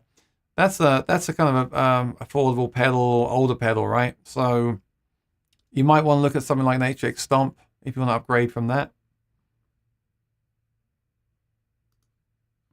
Player Series Strat into a very cheap amp. I love the guitar. The amp is totally... That's what it is. It's the amp. The amp is not inspiring you. Either get a very good plug-in for the computer, which can be hit and miss, or the best thing I ever did was I got my Mesa Boogie amp, or a Fender amp or something, like a Fender, you want to not a boutique, but a really good, just a good tube amp. Like Fender make a lot, right? So a really good Fender tube amp with a great reverb on it, that will inspire you, because that will sound so fat and big in the room that you'll feel like you're playing an acoustic guitar. But when you plug into these like cheap or digital amps, I found that I even spent a while going through all the solid state amps with a real speaker. Didn't like them. They lack something every time. So my advice to you is to look for something like a Fender tube amp. And there are ones that are affordable. There's ones that are kind of, premium. And there's ones that are affordable. So you've got things like the Princeton hand-wired, which is a lot of money, right? But you've also got the Princeton here, 1100. The Blues Junior's pretty good, 675. You got the little champs here. Really can't go wrong with something like Deluxe Reverb. If you could swing a Deluxe Reverb, I haven't really played one much, but that will last you the rest of your life, and your guitar will inspire you, I believe. It will sound great. Something like this would inspire you. Hearing that in the room with the reverb on it and your guitar into that will sound really good. Also, I've recently gone from 9-gauge strings to 10-gauge. I really like 10-gauge strings on electric guitar.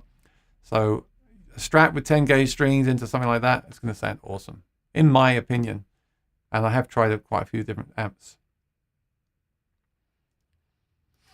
Do I play songs with just fingers? I mean, not so much picking, but a mix of brushing and picking, like James told you. You mean like Blackbird? Yeah. I think 90% of the time I use a pick because I'm playing solo and I want to give like a driving rhythm. And if I do finger style, I put the pick down and just use my fingers. I'll either do the Travis picking or the Blackbird style with the flicking. Yeah, I like it.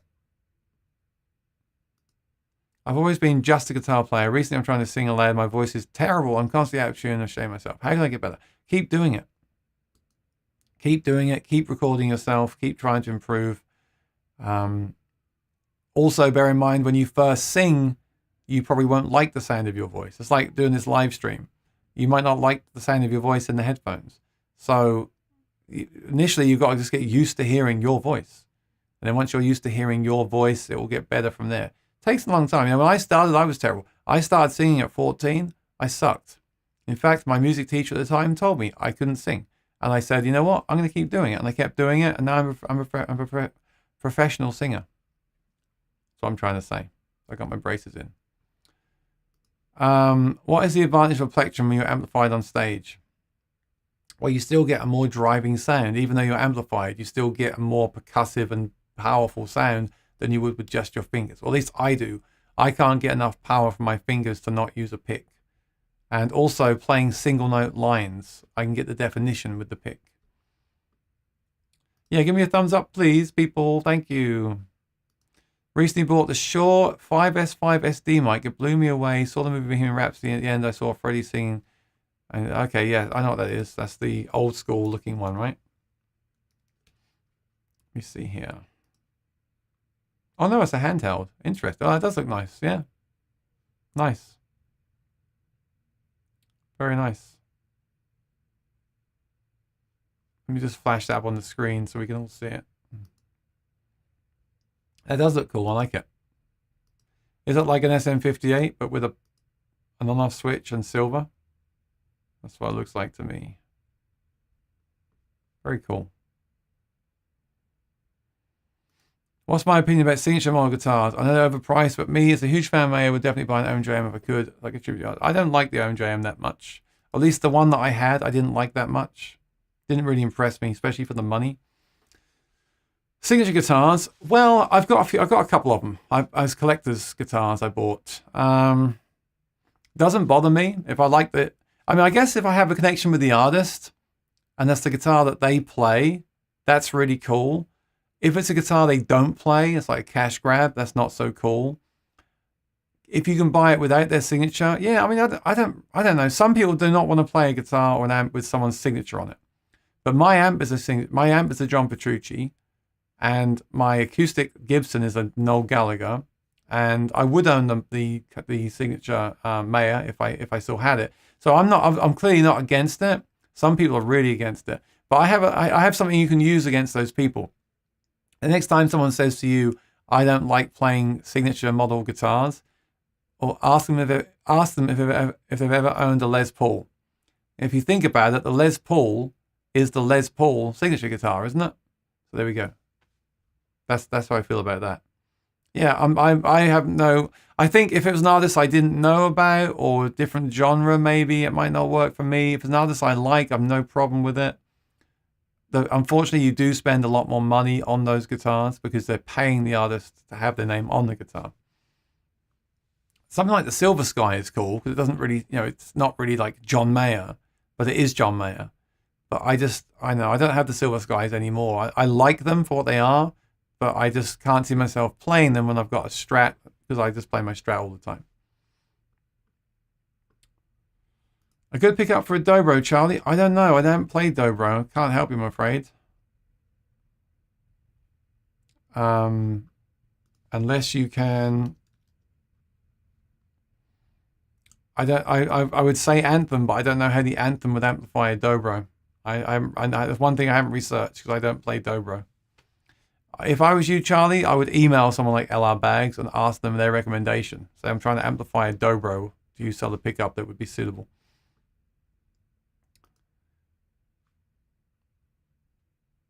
Yeah, no, I agree with you. I mean, look, there's a Noel Gallagher electric guitar coming out this year, and I want one. But I want one because it's a Gibson 335 or 355, and I want one of those style guitars from Gibson. So the fact it's also an old Gallagher appeals to me even more so. Lots of new names here today. It's great. I'm glad to see everyone stopping by. Graham says, I've been using the NUX Stageman Floor for acoustic gigs this year. Really solid pedal. Your review of that really helped me on first bought it. Awesome. Yeah, I like that. I'm not using it lately, but it's a great DI for sure. And not all the NUX stuff, the wireless system for NUX doesn't work for me, but a lot of the NUX stuff is really good. Did you check out the acoustic amp that I reviewed? That was really good too, with the built-in IRs. Do guitars without a pickguard give out more decibels? +5, they say. I've always heard that they do, because the pickguard is taken away from the resonance at the top. Having said that, I've never actually done the experiment myself, and I do like to have a pick guard when I can because I use a pick. If I didn't use a pick, I would probably choose not to have a pick guard for that very reason. Charlie, you're welcome. Well, we've come to 2 hours. I think I'm going to say goodbye. It's been great today. I love it. I love the way I have a few ideas to talk about, and then we just go off on questions. I hope you find it interesting and useful. Like I said, if you're new here, please subscribe and ring the bell. I really would appreciate it. You can expect to see me every Monday at this time to do the gear chat, especially with NAMM coming up. We'll do a lot of talking about the NAMM show, I'm sure. That's just in a week or two's time. And Sunday concerts will be happening at the same time as long as I'm not performing out and about. And I plan to do at least one recorded video a week. This week I'll be talking about in-ear monitors, and that will vary each week depending on the subject that I'm talking about. So best thing to do is to subscribe and ring the bell, enable all notifications, and then you'll get an email or a message when I post a video or go live. If you didn't watch yesterday's video, please check it out. It's the Martin Authentic guitar. Check out that review from yesterday. That's up on the channel, and let me know what you think of the sound of that guitar. One more question here. Do you think there are certain places in the world it's easier or harder to make a living? I'm from Italy, and here it's almost like instruments don't exist anymore. Yeah, I agree. Everywhere's like that now. DJs are everywhere. Digital is everywhere. In big cities like London and New York, there's always going to be the need, and well, at least now there's still a need and a requirement for live music in Irish pubs and places like that where it fits in with the vibe of the place. But yeah, many places now do have DJs. It's definitely getting harder, and you've got to have your niche. You've got to find the places that want the real live acoustic music, because many places are not having that now. Many weddings have like DJs and drummers that play to the DJ rather than a live band and things like that too. So it's definitely getting harder and harder. Although technology can help us with things like, I mean, maybe you want to use backing tracks or loop pedals and things like that. That can help. But I do think if you want to be an acoustic musician professionally, you may have to move somewhere that has a scene for that stuff. And if not, you need to make the scene yourself. Maybe you can approach a venue that doesn't have music and get them to start a night and then let people know about that may not be interested. You find the audience. I know it sucks to do that, but maybe you can grow a small scene and get just enough work to get by yourself. And there's many things to think about there. Larry, how you doing? I restrung my Alvarez. Very good. I love putting new strings on. It's nice, right? I don't do it as much as I used to, but I love doing it. I love it so much. That's great. I haven't played an Alvarez. Alvarez mahogany top guitar is such a focused sounding guitar. That's great. All right. Today's been awesome. I love hanging out and just talking about gear on the chat. It's really cool. So yeah, subscribe, ring the bell, and I don't know when I'll see you next. I'll either see you during the video this week, or I shall see you on Sunday, or if not, I'll definitely see you next Monday, same time, same place.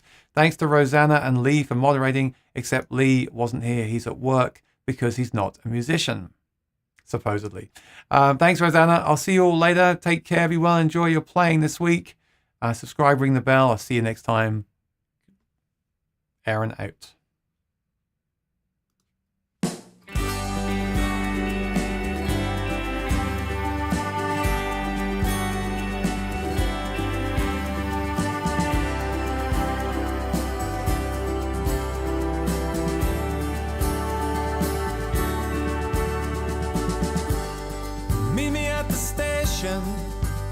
At midnight,